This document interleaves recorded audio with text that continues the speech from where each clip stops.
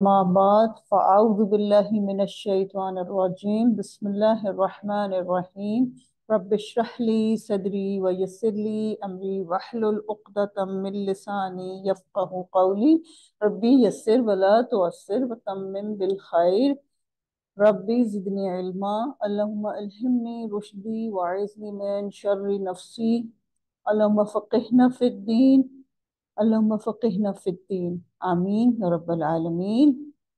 Class کا ہم باقاعدہ آغاز کرتے ہیں رسول پاک صلی اللہ علیہ وسلم پہ درود و سلام پڑھتے ہوئے۔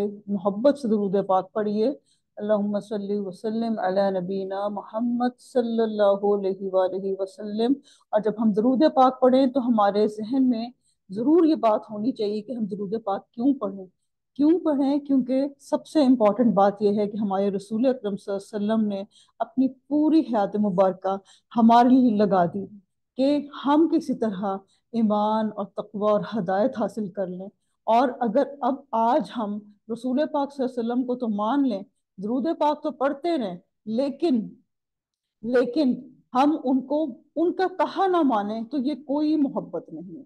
تو سب سے امپورٹنٹ بات یہ ہے کہ ہم رسول پاک صلی اللہ علیہ وسلم کی کہی ہوئی تمام باتیں مانیں، اور اس میں موسٹ امپورٹنٹ بات آتی ہے وہ ہے اللہ تعالیٰ نے تھرو رسول پاک صلی اللہ علیہ وسلم ہمیں قرآن پاک بھیجا اور احادیث کا ایک سلسلہ۔ تو اللہ سے دعا کرتی ہوں کہ یہ سب کچھ ہمارے سینے میں محفوظ ہو جائے اور ہمیں اس پہ عمل کرنا بہت آسان ہو جائے، اور ہمارے گھر میں، ہمارے شہر میں، ہمارے ملک میں، ہمارے پیاروں کے گھروں میں خیر اور عافیت ہو۔ جہاں جہاں لوگ مشکلوں میں ہیں ان کی مشکلیں اللہ پاک اپنی رحمت سے آسان کرے، کل کے بچوں کے نیک نصیب ہوں اور اللہ تعالیٰ نیک ہدایت عطا کریں۔ آج کا پارہ اللہ کی رحمت و توفیق سے چوتھا پارہ شروع کر رہے ہیں، اور اس میں بھی میں بتا دوں کہ نہ میرا کوئی کمال نہ آپ کا کوئی کمال، یہ بس صرف اور صرف میرے اللہ پاک کی رحمت، جو اس نے اتنا بڑا کلام ہمارے ہاتھوں میں دے دیا۔ اللہ پاک کی کلام مرتے دم تک ہمارے ہاتھوں میں رہے اور ہمارے دلوں میں رہے۔ اس کے لیے مجھے اقبال کا ایک بہت خوبصورت شعر یاد آ رہا ہے: یہ راز کسی کو نہیں معلوم کہ مومن قاری نظر آتا ہے، حقیقت میں ہے قرآن۔ تو دعا کرتی ہوں کہ یہ شعر ہم سب کے لیے پورا ہو، کہ ہم بھی دیکھنے میں تو قاری نظر آئیں لیکن حقیقت میں ہم سب قرآن۔ آمین ثم آمین۔ تو اعوذ باللہ من الشیطان الرجیم بسم اللہ الرحمن الرحیم۔ سورہ آل عمران، رکوع نمبر 10، آیات 92 to 101۔ بہت ہی خوبصورت سٹارٹ ہے، اور اگر ہم صرف یہی آیت لے لیں تو ہم سب کی زندگیاں سنور جائیں انشاءاللہ۔ اب ہم ترجمے کے ساتھ چلیں گے۔ لن تنالوا البر حتى تنفقوا مما تحبون۔ جب تک تم اپنی پسندیدہ چیز سے اللہ تعالیٰ کی راہ میں خرچ نہ کرو گے ہرگز بھلائی نہ پاؤ گے، اور تم جو خرچ کرو اسے اللہ بخوبی جانتا ہے۔ تو جی اس میں بہت ہی خوبصورتی سے اللہ تعالیٰ نے ڈیفائن کیا کہ تم نے کیسے خرچ کرنا ہے۔ سب سے پہلی بات تو یہ کہ ہم لوگ کیا اللہ کی راہ میں خرچ کرتے ہیں یا اس لیے خرچ کرتے ہیں کہ اس نے مجھے یہ دیا تھا تو میں اس کو وہ دوں۔ سب سے پہلے تو اس کو درست کر لیں کہ کسی کو آج کے بعد کسی کو بھی گفٹ دینا ہے تو آپ نے یہ سوچ کے دینا ہے کہ اللہ تعالیٰ کو پسند ہے ایک دوسرے کو تحفے دینا۔ ایک مومن کو میں تحفہ دوں گی تو محبت بڑھے گی، حدیث بھی ہے نا کہ تحفے دینے سے محبت بڑھتی ہے۔ تو یہ سوچ کے دینا ہے، اور یہ نہیں سوچنا کہ یہ ہمیں جواب میں کیا دے گا۔ کیوں؟ کیونکہ انسان آپ کو جواب میں کتنا دے سکتا ہے؟ آپ کسی کو، مثال ہے، آپ کسی کو ایک روٹی کھلاتی ہیں، وہ آپ کو جواب میں 10 کھلا سکتا ہے، لیکن اللہ کی ذات کیا ہے؟ وہ آپ کو لمٹ لیس عطا کر سکتی ہے۔ تو اس لیے ہم نے آج کے بعد اللہ کے لیے سب کو گفٹس دینے ہیں، اور وہ بھی وہ گفٹس دینے ہیں جس میں لکھا ہوا ہے کہ جو تمہیں پسند ہے، پسندیدہ چیز۔ اب پسندیدہ چیز کیا ہوتی ہے؟ جو جس سے ہمارا ایموشنل ٹچ بھی ہو۔ جیسے کہ بہت چھوٹی سی ایک چیز کی میں مثال دوں گی کہ ایک ڈونگا ہے، اس میں بہت ساری بوٹیاں ہیں، آپ کو ایک ہی بوٹی پسند ہے، اس میں آپ اللہ کے لیے چھوڑ دیں کہ میرا کوئی اور بھائی کھا لے گا، بجائے اس کے کہ دیکھتے کے ساتھ آپ نے فٹافٹ ڈونگے سے بوٹی اٹھائی، پلیٹ میں ڈال دی۔ تو یہ بھی ایک چھوٹا سا سیکریفائس ہوگا، اور اسی سے ہی آگے بڑی بڑی باتیں ہوتی ہیں. یہ تو میں نے بہت چھوٹی سی مثال دی ہے، آگے آپ اور بھی دیکھ سکتی ہیں. کسی کو کوئی پرانی چیزیں اگر دے رہی ہیں تو اس کو صاف سوف کر کے، اس پہ پرفیوم لگا کے، اس کو اچھا سا پیک کر کے ان کو دیں تو ان کو بھی اچھا لگے گا. ٹھیک ہے نا؟ تو اس طرح سے ہے. آیت نمبر 93. زورات کے نزول سے پہلے حضرت یعقوب علیہ السلام نے جس چیز کو اپنے اوپر حرام کر لیا تھا، اس کے سوا تمام کھانے بنی اسرائیل پر حلال تھے. آپ کہہ دیجئے اگر تم سچے ہو تو تورات لے آؤ اور پڑھ کر سناؤ. اس کے بعد بھی جو لوگ اللہ تعالیٰ پر جھوٹ بہتان باندھے وہ ہی ظالم ہیں. حضرت یعقوب علیہ السلام نے کسی وجہ سے اپنے لیے کچھ کھانے بند کر دیے تھے کھانے، تو بنی اسرائیل نے سمجھا کہ اللہ نے بند کر دیے ہیں. ہو سکتا ہے ان کو کوئی پرابلم ہوئی ہو، کوئی بات ہوئی ہو، تو اس لیے کر دیا ہو. بہرحال تو اللہ تعالیٰ کہہ رہے تم دلیل لے آؤ. کہہ دیجئے کہ اللہ تعالیٰ سچا ہے، تم سب ابراہیم حنیف کی ملت کی پیروی کرو جو مشرک نہ تھے. اللہ تعالیٰ کا پہلا گھر جو لوگوں کے لیے مقرر کیا گیا وہی ہے جو مکہ شریف میں ہے، جو تمام دنیا کے لیے برکت اور ہدایت والا ہے. اچھا جی، ادھر جو لفظ یوز ہوا ہے بھی بکہ، اگر آپ عربک میں دیکھیں تو مکہ نہیں لکھا ہوا، تو یہ مکہ کا پرانا نام تھا، جس کو دیکھ کے مجھے بڑا بڑا ہی اچھا فیل ہوتا ہے. لگتا ہے کہ ہم بھی رسول پاک صلی اللہ علیہ وسلم کے زمانے کے کچھ چیزیں جان رہے ہیں، پہچان رہے ہیں، کچھ ان سے اٹیچمنٹ فیل ہونا شروع ہو جاتی ہے. جس میں کھلی کھلی نشانیاں ہیں، مقام ابراہیم ہے، اس میں جو آ جائے امن والا ہو جاتا ہے. اللہ تعالیٰ نے ان لوگوں پر جو اس کی طرف راہ پا سکتے ہیں اس گھر کا حج فرض کر دیا، اور جو کوئی کفر کرے تو اللہ تعالیٰ اس سے بلکہ تمام دنیا سے بے پرواہ ہے. اللہ تعالیٰ نے ادھر حج کا نہ کرنا اشارتاً کفر کے ساتھ جوڑ دیا ہے. پہلے اللہ تعالیٰ نے کہا گھر کا حج فرض کر دیا، اور اگلے ہی جملے میں کہہ دیا اور جو کوئی کفر کرے تو اللہ تعالیٰ اس سے بلکہ تمام دنیا سے بے پرواہ ہے. اور جی کفر جو ہے یا کافر کا روٹ ورڈ ہر عربک زبان میں ہر چیز کا ایک روٹ ورڈ جس کو ہم مادہ کہتے ہیں وہ ہوتا ہے. تو کفر کا ہے کافارا، کافارا ہوتا ہے، اور اس کا مطلب ہوتا ہے چھپانا. کسان کو بھی کافر کہتے ہیں، کیونکہ وہ دانا یا بیج چھپاتا ہے زمین کے اندر. تو کافر کو کافر کیوں کہتے ہیں؟ کیونکہ وہ ایمان چھپاتا ہے. تو اب آئندہ انشاءاللہ آپ جب آپ کافر پڑھیں گے تو آپ کو سمجھ جائے گی کہ وجہ کیا ہے. آج میں اور آپ اگر اللہ کا کوئی حکم چھپاتے ہیں، مطلب اس کو مانتے نہیں، تو چھپانے ہی والی بات ہے نا. تو پھر پتہ نہیں ہم کس کیٹیگری میں ہیں. اللہ تعالیٰ ہمیں محفوظ رکھے. آپ صلی اللہ علیہ وسلم کہہ دیجئے کہ اے اہل کتاب، تم اللہ تعالیٰ کی آیتوں کے ساتھ کفر کیوں کرتے ہو؟ جو کچھ تم کرتے ہو اللہ تعالیٰ اس پر گواہ ہے. ان اہل کتاب سے کہو کہ تم اللہ تعالیٰ کی راہ سے لوگوں کو کیوں روکتے ہو اور اس میں عیب ٹٹولتے ہو، حالانکہ تم خود شاہد ہو اللہ تعالیٰ تمہارے اعمال سے بے خبر نہیں. اللہ اکبر کبیرہ.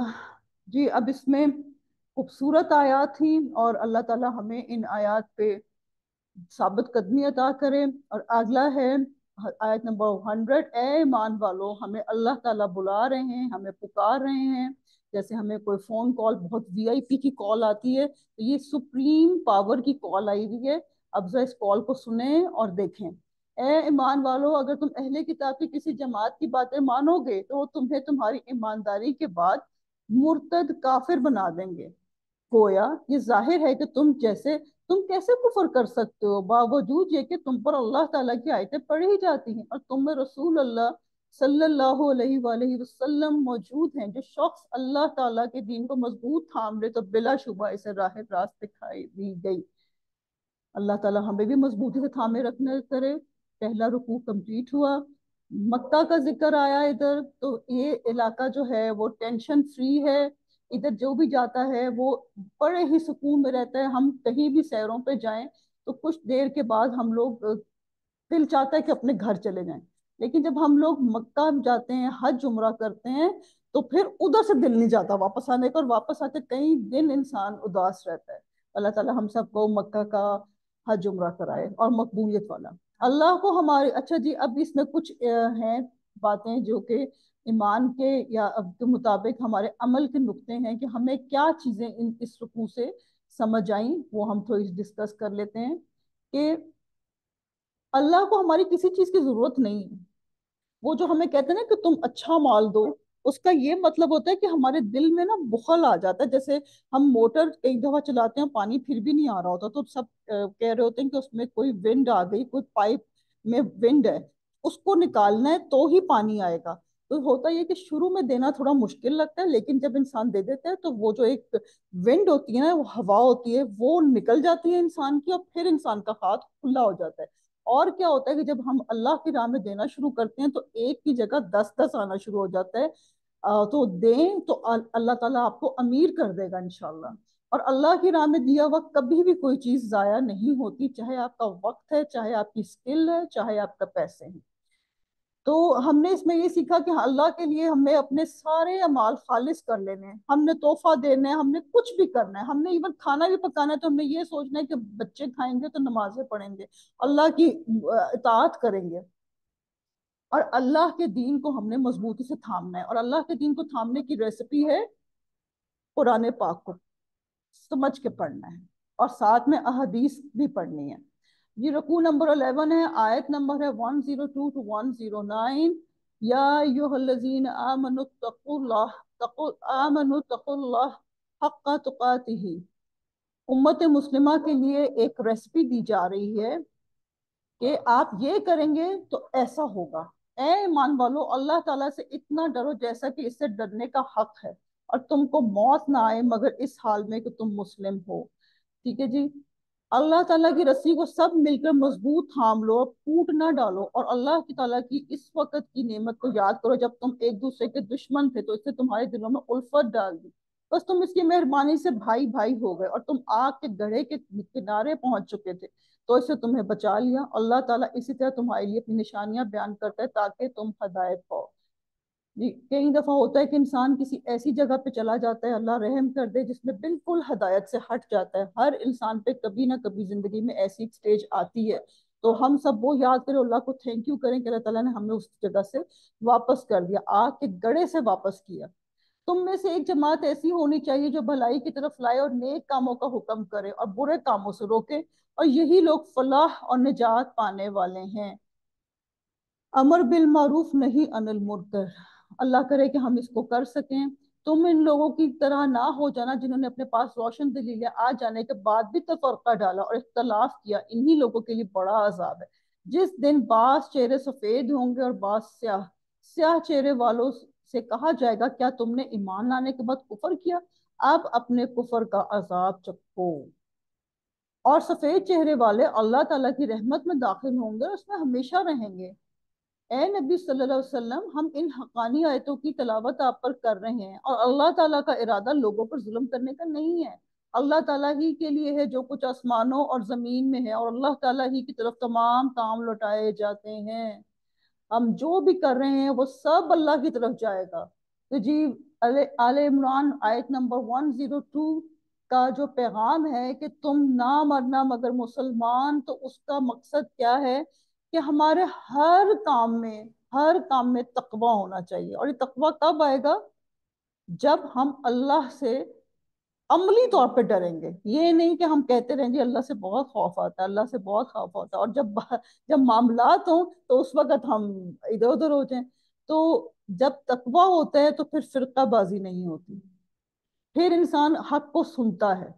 اور آیت نمبر 106 کا پیغام ہے کہ اس دنیا میں فرما برداری کرنے والے آخرت میں چمکتے ہوئے چہروں سے اٹھیں گے۔ تو چمکتا ہوا چہرہ کس کو نہیں چاہیے؟ آج تو ہم لوگ فیشیلز کراتے ہیں، اور پتہ نہیں کون کون سے ہائیڈرا فیشیل، مطلب دیکھ رہی تھی کتنے ایکسپینسو فیشیلز ہیں۔ تو اس دنیا میں محنت کر لیں، اللہ تعالیٰ نے اس میں فری فیشیلز دے دینے ہمیں۔ اور ویسے بھی میں نے دیکھا ہے جب آپ زیادہ قرآن پڑھتے ہیں تو قرآن کی بھی ایک روشنی ہوتی ہے جو کہ چہرے پر آتی ہے، اور فیشیل کے بغیر بھی آپ خوبصورت ہو جاتے ہیں۔ ٹھیک ہے جی، اور آدمی کو نا اپنے اوپر خود نگران ہونا چاہیے۔ یہ کیا بات ہے کہ کوئی کہے گا یا کچھ ہوگا؟ تو اس کے لیے سب سے امپورٹنٹ ہے کہ اپنی تنہائیاں پاک کر لیں۔ جب تنہائی میں بھی کوئی چیز، کوئی معاملات ہوں تو ان کو دھیان کریں کہ نہیں، یہ مجھے نہیں کرنا۔ یہ تقویٰ ہوتا ہے۔ لوگوں کے پیچھے بیٹھ کے تو ہم سے بہت کچھ کہہ دیتے ہیں۔ اللہ کی اطاعت جو کرنی ہے وہ ایسی ہونی چاہیے جو اللہ کو مقصود ہے، یہ نہیں کہ جو ہمیں اچھی لگ رہی ہے۔ پک اینڈ چوز نہیں ہوگا۔ یہ کوئی جو دین اسلام ہے، یہ کوئی بوفے ڈنر نہیں چل رہا کہ ये चीज अच्छी लगी तो ले ली, वो चीज नहीं अच्छी लगी तो छोड़ दी। नहीं, हम अब आए हैं, हमने एडमिशन ले लिया है, हम समझें कि हम सब ने एक यूनिवर्सिटी में एडमिशन ले लिया है, अब जो इसकी तकाजे हैं वो पूरे करने हैं, वरना आउट हो जाता है इंसान।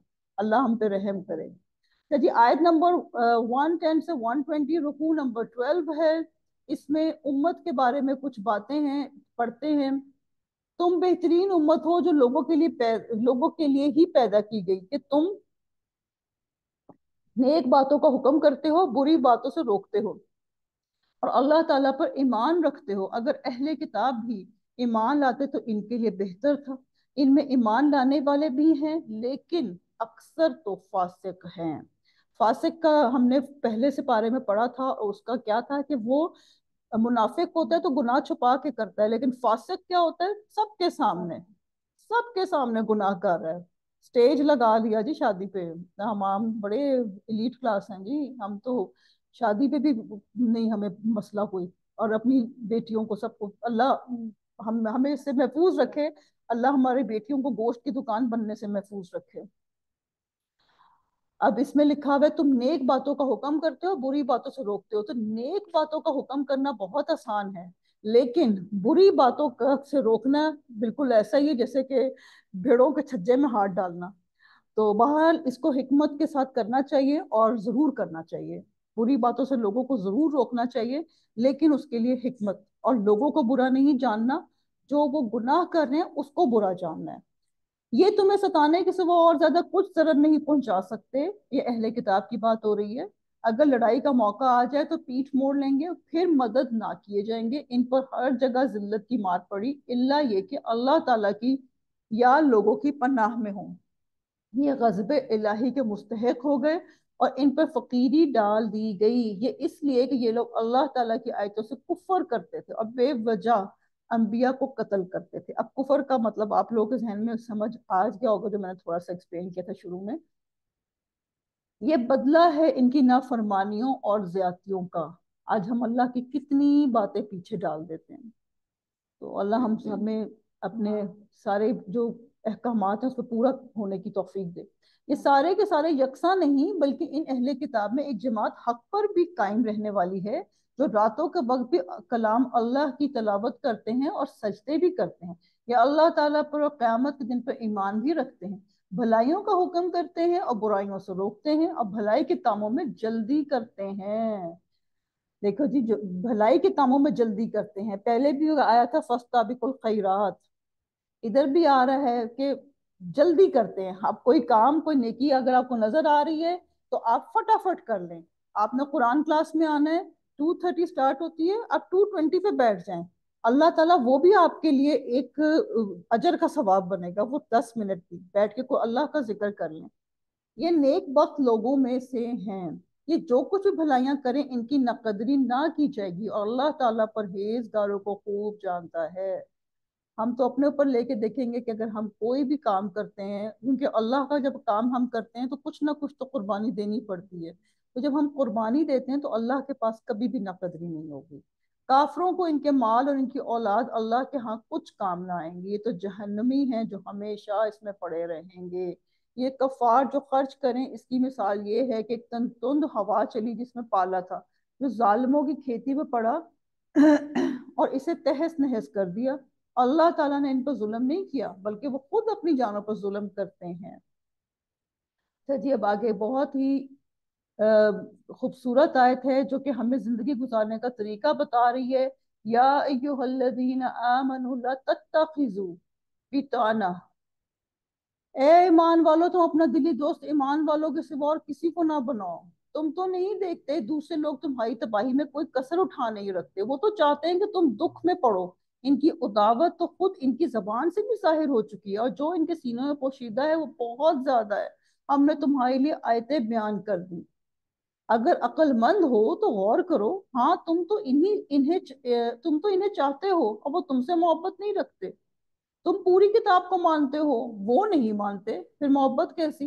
ये तुम्हारे सामने तो अपने ईमान का इकरार करते हैं, लेकिन तन्हाई में मारे गुस्से की उंगलियां चबाते हैं। कह दो कि अपने गुस्से में ही में मर जाओ, अल्लाह ताला दिलों के राज बखूबी जानता है। और अगर आज हमें पता चल जाए कि फलां हमारा दुश्मन है, تو ہم کتنا اس سے کیئرفل ہوتے ہیں. اور آج اللہ تعالیٰ نے ہمیں خبر دے دی ہے، تو کیا ہم اس کو سوچیں گے کہ ہم نے ان کا کلچر اپنانا ہے؟ ہم ان کا کلچر اپنا رہے ہیں، ان کے برائڈل شاورز، ان کے بیبی شاورز، ان کی جو بھی ہمارے ویلنٹائنز، سب ہم منا رہے ہیں. وہ ہمارے روزے رکھتے ہیں، وہ ہماری عیدیں مناتے ہیں؟ نہیں. ہمارے تو اللہ معاف کرے، غیر مسلم ملکوں میں جو لوگ ہوتے ہیں وہ عید والے دن بھی کام پہ جا رہے ہوتے ہیں. ادھر کہتے ہیں کہ جی ہیپی کرسمس. ہمیں سوچنا چاہیے. تمہیں اگر بھلائی ملے تو یہ نہ خوش ہوتے ہیں، ہاں اگر برائی پہنچے تو خوش ہوتے ہیں. تم اگر صبر کرو اور پرہیزگاری کرو تو ان کا مکر تمہیں کچھ نقصان نہ دے گا. اللہ تعالیٰ نے ان کے اعمال کا احاطہ کر رکھا ہے. ایک دفعہ پھر صبر کی پکار آ گئی. اور صبر ہم نے پہلے پارے میں پڑھا تھا کہ کیسے ہوگا. صبر اور نماز، یہ دو چیزیں ملتی ہیں تو انسان کی زندگی میں سیٹلمنٹ ہوتی ہے. تو جب بھی کوئی ناگوار حالات ہوں تو صبر اور نماز سے مدد چاہیے اپنے اللہ تعالیٰ سے. تمہیں اگر بھلائی ملے تو یہ نہ خوش ہوتے ہیں، ہاں اگر برائی پہنچے تو خوش ہوتے ہیں. اچھا یہ آیت دوبارہ آ گئی ہے، ہم آگے کر لیتے ہیں. اور ہم اگلا اس کا آیت نمبر، ہر رکوع ختم ہو گیا نا؟ ہاں جی. تو بس ہمیں یہی سوچنا ہے کہ مومن ہی مومن کا دوست ہے. کیوں؟ کیونکہ ہمارے کلچر، ہماری چیزیں سب ملتی ہیں. اچھا جی، عملی ایمان سے دوری کی کیا سزا ہوتی ہے؟ اس کی سزا یہ ہوتی ہے کہ ذلت، اللہ کا غضب اور مسکنت. اور مال اور اولاد کی محبت انسان کو قربانی دینے نہیں دیتی. مال آئے گا تو کبھی ادھر بھاگو، کبھی ادھر بھاگو، کبھی گھر سجاؤ، کبھی کچھ کرو. اور جو اولاد ہے، نہیں اب میں نے اس کی شادی کرنی ہے، میں نے اس کے میچنگ ٹیشو پیپرز بھی لینے ہیں، اب میں نے میچنگ یہ بھی لینی ہے. ٹھیک ہے سب کچھ کریں، ضرور کریں، لیکن کیا میں اللہ کا حق تو نہیں لوگوں کو دے رہی؟ یہ ضرور سوچ لیں. جہاں اللہ کا حق لوگوں کو جا رہا ہے وہاں پہ گڑبڑ ہو گئی. یہ ایسا ہی ہے کہ ہم کشتی جب چلاتے ہیں پانی میں، تو وہ پانی میں ہوتی ہے تو ٹھیک ہے، لیکن اگر کشتی کے اندر پانی آ جائے تو وہ ڈوب جاتی ہے. تو ایسے ہی ہے کہ دنیا میں رہیں ضرور رہیں، لیکن دنیا اگر دل میں آ گئی تو بندہ ہو گیا.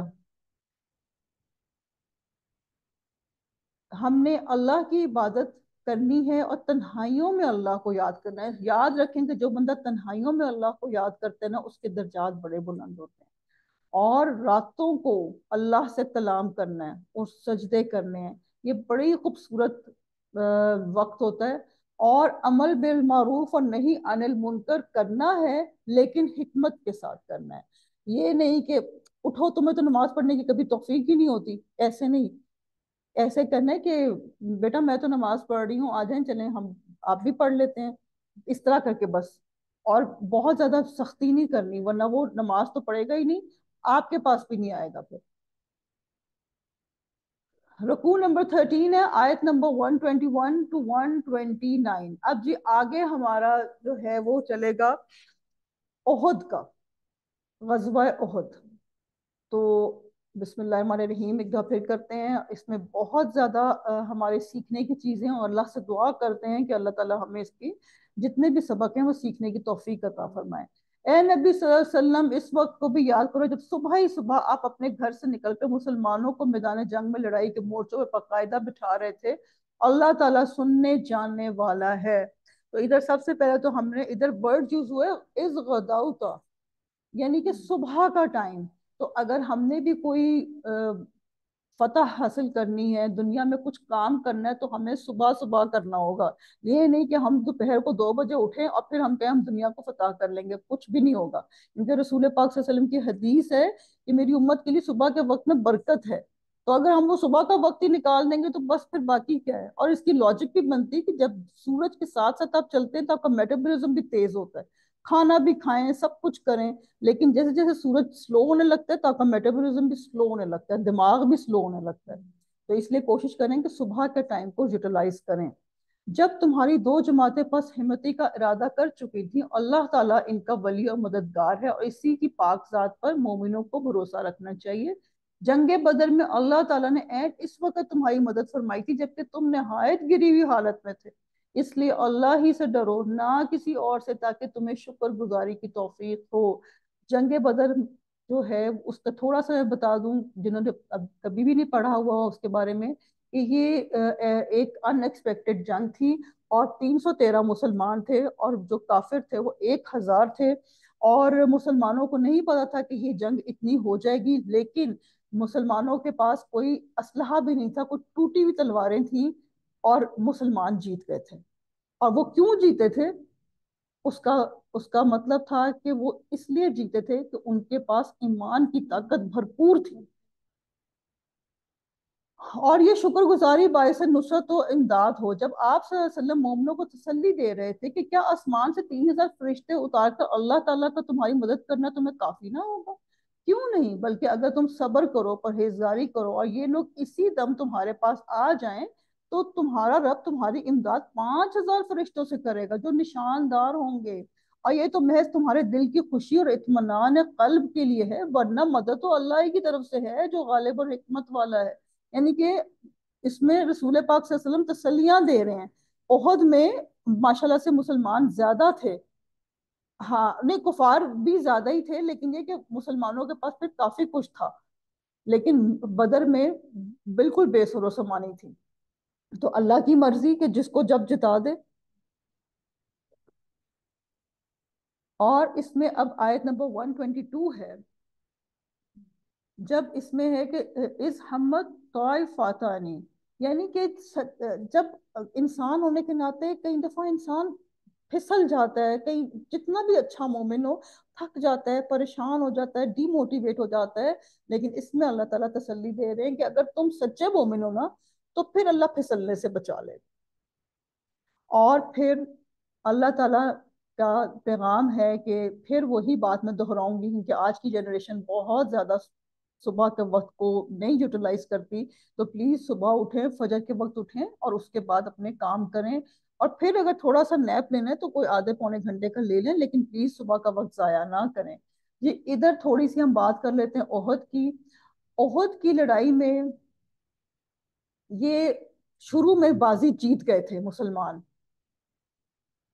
1000 لوگ تھے، مسلمان لوگ 1000 تھے، اور اس میں سے 50 جو لوگ تھے وہ بہت اچھے تیر انداز تھے۔ حضرت عبداللہ بن جبیر رضی اللہ عنہ کو رسول پاک صلی اللہ علیہ وسلم نے ایک گھاٹی پہ، جو احد میں ایک گھاٹی ہے، انشاءاللہ اگر جب آپ بھی حج عمرے پہ جائیں تو آپ دیکھیں گے، رسول پاک صلی اللہ علیہ وسلم نے اس گھاٹی پہ ان تیر اندازوں کو کھڑا کیا اور حضرت عبداللہ بن جبیر کو ان کا لیڈر بنایا، اور کہا کہ یہ لیڈر تمہیں جب تک ادھر سے ہٹنے کا موقع، جب تک ہٹنے کا نہ کہے تم نے ادھر سے ہلنا بھی نہیں ہے، ہم جیتے ہم ہارے ہم کٹے ہم مرے، تم لوگوں نے اس گھاٹی پہ ہی کھڑے رہنا ہے۔ اب ہوا کیا کہ کفار آئے اور مسلمانوں نے میدان جیت لیا۔ اب جب مسلمانوں نے میدان جیت لیا تو جو کفار تھے وہ بھاگ گئے اور مال غنیمت خوب سارا چھوڑ گئے۔ اب اس ٹائم پہ مال غنیمت جو ہے وہ جس نے لے لیا وہ لے لیا، ابھی تک احکامات نہیں آئے تھے، وہ آگے ہم پڑھیں گے اس کے بعد انشاءاللہ۔ تو کیا ہوا کہ اب یہ جو 50 لوگ تھے اس میں سے 35 لوگ جو کہ انتہائی اعلیٰ قسم کے تیر انداز اور obviously بہت بہادر سچے مومن تھے، لیکن مال کی محبت تھوڑی بہت آ گئی اور یہ مال غنیمت لینے کے لیے چلے گئے، اور ان کو یہی خیال ہے ہم تو جیت گئے۔ اور اس میں کیا ہوا کہ جو تھے خالد بن ولید رضی اللہ عنہ، جو ابھی تک ایمان نہیں لائے تھے، وہ پیچھے سے گئے اور انہوں نے دیکھا ادھر تو تیر انداز ہی نہیں ہے، انہوں نے ادھر سے حملہ کر دیا، اور رسول پاک صلی اللہ علیہ وسلم کے دانت مبارک شہید ہوئے، ان کے ہودھ کے اندر تیر گئے، ان سے خون بہ رہا تھا، اور ایسا لگ رہا تھا افواہ پھیل گئی کہ رسول پاک صلی اللہ علیہ وسلم شاید فوت ہو گئے ہیں، اور افراتفری پھیل گئی، جیتی ہوئی بازی ہار گئے مسلمان۔ تو اس سے یہ سیکھتے ہیں، ہم یہ سیکھتے ہیں کہ جو ٹیم ہے نا، ٹیم ورک ہے، اس میں ایک لیڈر ہونا ضروری ہے، اور جو لیڈر ہوتا ہے نا اس کی بات ماننا ضروری ہے، اگر آپ کو بری بھی لگ رہی ہے تو وہ بات آپ مان لیں۔ اور وہ مسلمانوں پہ ایک آزمائش تھی، اور آزمائش جو ہوتی ہے وہ ایک جیسے اسٹرینر ہوتا ہے نا، جیسے چائے کی چھنی ہوتی ہے نا ویسی ہوتی ہے، جیسے پتی رہ جاتی ہے چائے نیچے آ جاتی ہے، ویسے ہی تھی کہ مسلمان بھی چھٹ گئے اس میں کہ کون مومن ہے کون منافق ہے۔ تو بہرحال مسلمانوں کے ساتھ اس میں 70 صحابہ شہید ہو گئے رضی اللہ عنہ، اور باقی جو ہیں کافی سارے ادھر قیدی بن گئے۔ تو اس میں ایک اور بھی سبق ہے کہ ہار کے وقت کبھی بھی یہ نہیں ہونا چاہیے، پوری ٹیم تھی نا، پوری ٹیم مل کے لڑ رہی تھی، تو ہار کے وقت اکثر ہوتا ہے کہ جب جب ٹیم مل کے کام کرتی ہے تو پھر جب کوئی کام اچھا ہوا تو بھئی واہ واہ واہ بڑی بات ہے، ہاں ہاں میں نے تو یہ کیا تھا، میں نے وہ کیا تھا، لیکن جیسے ہی ٹیم ہارتی ہے تو فوراً شروع ہو جاتا ہے اس نے یہ کیا تھا نا، اس نے وہ کیا تھا، نہیں، ہم نے اسے یہ سیکھنا ہے کہ ہار بھی ہماری ہے اور جیت بھی ہماری ہے، اگر 50 لوگ اکٹھے ہیں تو ہم سب مل کے ہارے ہیں، ہم سب مل کے جیتے ہیں، اسی میں یونٹی ہے۔ اور مشکل حالات میں اب عمل کے نقطے تھوڑے سے لے لیتے ہیں، مشکل حالات میں استقامت کے ساتھ کام لینا ہے، تعداد تھوڑی بھی ہو تو اللہ پہ بھروسہ کر لینا چاہیے، ایمان مضبوط اور اللہ پہ مکمل بھروسہ ہو تو فتح مل جاتی ہے۔ اچھا جی، رکوع نمبر 14 ہے، آیت نمبر 130 ٹو 143۔ اب جیسے ہی بہت ساری شہادتیں ہوئیں، لوگ تو مسلمانوں میں ابھی گھر گھر جنازے تھے، تو اللہ تعالیٰ نے فوراً ایک، جسے کہتے ہیں نا لوہا گرم تھا، تو فوراً ایک آگے سود کی بات کر دی، تاکہ لوگوں کو جو بات آسانی میں سمجھ نہیں آتی نا، وہ مشکل میں بڑی ایزیلی سمجھ آ جاتی ہے۔ یا ایھا الذین آمنوا لا تأکلوا الربا، اے ایمان والو بڑھا چڑھا کر سود نہ کھاؤ، اور اللہ تعالیٰ سے ڈرو تاکہ تمہیں نجات ملے، اور اس آگ سے ڈرو جو کافروں کے لیے تیار کی گئی ہے۔ اللہ ہم سب کو سود سے محفوظ رکھے، اور اللہ تعالیٰ اور اس کے رسول کی فرمان برداری کرو تاکہ تم پر رحم کیا جائے، اور اپنے رب کی بخشش کی طرف اور اس جنت کی طرف دوڑو جس کا عرض آسمانوں اور زمین کے برابر ہے، جو پرہیزگاروں کے لیے تیار کی گئی ہے۔ جو لوگ آسانی میں اور سختی کے موقع پر بھی اللہ کے رستے میں خرچ کرتے ہیں، غصہ پینے والے اور لوگوں سے درگزر کرنے والے ہیں، اللہ تعالیٰ ان نیکوکاروں سے محبت کرتا ہے۔ اس کے لیے بڑا خوبصورت ایک واقعہ ہے، ایک بزرگ تھے، انہوں نے بہت پیارا ڈریس پہنا ہوا تھا، ان کی ایک گھر میں کوئی ملازمہ تھی، انہوں نے بڑا مزے کا کوئی شوربہ بنایا، وہ لے کر آئیں تو وہ ان کے اوپر گر گیا، تو جب شوربہ گرا تو obviously وہ گرم بھی ہوگا اور ڈریس بھی سارا خراب ہو گیا، تو ان کو بہت غصہ آیا، تو انہوں نے فوراً اس آیت مبارکہ کی تلاوت کر دی، غصہ پینے والے، تو وہ فوراً خاموش ہو گئے، پھر انہوں نے جب بولی کہ لوگوں سے درگزر کرنے والے، تو انہوں نے کہا اچھا بھی میں نے تمہیں معاف کیا، اور پھر آگے جب انہوں نے کہا کہ اللہ تعالیٰ نیکوکاروں سے محبت کرتا ہے، تو انہوں نے کہا پھر تجھے میں نے آزاد کیا، وہ اس وقت لانڈی سسٹم تھا، تو انہوں نے پھر کہا کہ اچھا بھی مجھے تو اللہ سے مجھے تو نیک بننا ہے، اللہ مجھ سے محبت کرے تو یہ میں کیسے بنوں، تو پھر ٹھیک ہے میں نے تمہیں آزاد کیا۔ تو اس وقت لانڈیوں کو بھی اسلام آتا تھا، اور ان کے جو اونرز تھے یا مالک تھے ان کو بھی اسلام آتا تھا، اس قدر آتا تھا، آج ہمیں پتہ ہی نہیں ہے تو ہم کیسے موقع پہ موقع ایک دوسرے کو آیت پڑھیں گے، ہم تو گانے پڑھتے ہیں نا، گانے گاتے ہیں کہ تم ایسے تو تم ویسے، تو آگے پھر وہ جواب آ رہے ہوتے ہیں، تو اصل میں ہم بالکل اس جاہلیت کے دور پہ چلے گئے جس میں کہ اللہ رحم کر دے رسول پاک صلی اللہ علیہ وسلم تھے۔ جب ان سے کوئی ناشائستہ کام ہو جائے، اب آگے ایک اور ریسیپی بتائی جا رہی ہے، جب کوئی ناشائستہ کام ہو جائے یا کوئی گناہ کر بیٹھیں تو فوراً اللہ کا ذکر اور اپنے گناہوں کے لیے استغفار کرتے ہیں، فی الواقعہ اللہ تعالیٰ کے سوا اور کون گناہوں کو بخش سکتا ہے، اور وہ لوگ باوجود علم کے کسی برے کام پر اڑ نہیں جاتے، یعنی کہ گناہ ہو تو فوراً استغفار کر لے، کیونکہ ہم نے پڑھا تھا کہ حضرت آدم علیہ السلام سے بھی غلطی ہو گئی تھی، اور اللہ نے ان کو ایک دعا سکھائی تھی جو کہ سورہ الاعراف میں ہے، توبہ کی دعا، انہی کا بدلہ ان کے رب کی طرف سے مغفرت ہے اور جنتیں ہیں جن کے نیچے نہریں بہتی ہیں، جن میں وہ ہمیشہ رہیں گے، نیک کاموں کا کرنے والوں کا ثواب کیا ہی اچھا ہے۔ ایک خوبصورت گارڈن جس میں نہریں بہ رہی ہیں، پھول ہیں، اور ہم لوگ مزے سے بیٹھ کے پیزا کھا رہے ہیں، ذرا تصور کریں، ذہن میں لائیں، اور آپ کو اس کا کوئی بل نہیں دینا، کسی نے نہیں کہنا کہ بھئی جاؤ، وہ آپ کی اپنی اونرشپ ہوگی نا، تو یہ زندگی تو بڑی حد ہے، 60 70 ایئرس کی ہے، وہ زندگی تو لمٹ لیس زندگی ہے، اللہ ہم سب کو جنت الفردوس عطا کرے۔ تم سے پہلے بھی ایسے واقعات گزر چکے ہیں، سو زمین پہ چل پھر کر دیکھ لو آسمانی تعلیم کے جھٹلانے والوں کا کیا انجام ہوا۔ عام لوگوں کے لیے تو یہ قرآن بیان ہے، اور پرہیزگاروں کے لیے ہدایت اور نصیحت ہے۔ اب ہم یہ دیکھ لیں کہ ہم جو پڑھ رہے ہیں تو ہمارے لیے کیا یہ صرف ایک بیان ہے، یا ہمیں اس سے کوئی ہدایت اور نصیحت بھی مل رہی ہے؟ तो फिर उससे पता चल जाएगा कि हम मुत्तकी हैं या हम एक आम लोग हैं। कुरान, ये तो कुरान बता रहे हैं ना, तो हमें अपना एक गेज जरूर रखना चाहिए। तुम ना सुस्ती करो और ना गमगीन हो, तुम ही गालिब रहोगे अगर तुम ईमानदार हो।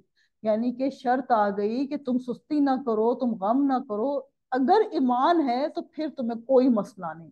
अगर तुम जख्मी हुए हो तो तुम्हारे मुखालिफ लोग भी तो ऐसे ही जख्मी हो चुके हैं। हम दोनों को, लोगों के दरमियान, हम दिनों को लोगों के दरमियान और अदलते बदलते रहते हैं। शिकस्त ओहद इसलिए थी कि अल्लाह ताला ईमान वालों को जाहिर कर दे और तुम में से बास को शहादत का दर्जा अता फरमाए। अल्लाह ताला जालिमों से मोहब्बत नहीं करता। ये भी वजह थी कि अल्लाह ताला ईमान वालों को बिल्कुल अलग कर दे और काफिरों को मिटा दे। ये अल्लाह ताला तकाबुल कर रहे हैं बदर और ओहद का, कि बदर में तुमने भी तो उनके लोग मारे थे ना, तो हमने इस दफा तुम्हारे मर गए या शहीद हो गए।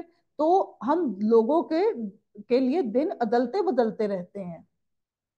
और इसलिए भी कि लोग बिल्कुल छलनी में से निकल के पता चल जाए कि कौन मोमिन और कौन मुनाफिक है, कौन काफिर है। तो अल्लाह हम पे भी रहम करे।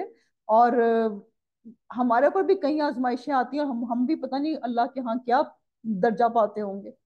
क्या तुम ये समझ बैठे हो कि तुम जन्नत में चले जाओगे? हालांकि अब तक अल्लाह ताला ने ये जाहिर नहीं किया कि तुम में से जहाद करने वाले कौन है और सब्र करने वाले कौन है। अब ये सूरह अनकबूत आयत नंबर 2, बस इसको नोट कर लें, खुद पढ़ लीजिएगा, इसका भी यही मजमून है। जंग से पहले तो तुम शहादत की आरजू में थे, अब इसे अपनी आंखों से देख लिया। बहरहाल अल्लाह ताला हमें महफूज रखे। और हमने इससे ये सीखा कि वक्त हमेशा एक जैसा नहीं रहता। आले इमरान आयत नंबर 140।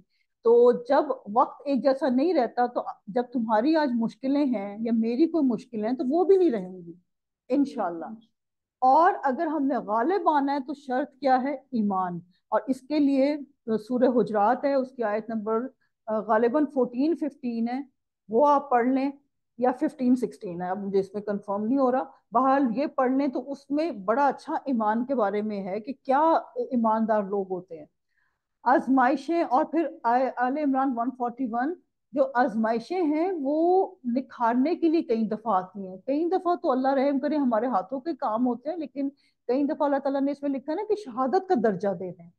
तो हमने इसमें पढ़ा कि मुत्तकी लोग कौन होते हैं। तो हम अपने लिए ये पॉइंट्स नोट कर लें कि हम मुत्तकी हैं या नहीं। मुत्तकी कौन होता है? जिनके पास तकवा हो। और तकवा वाले कौन होते हैं?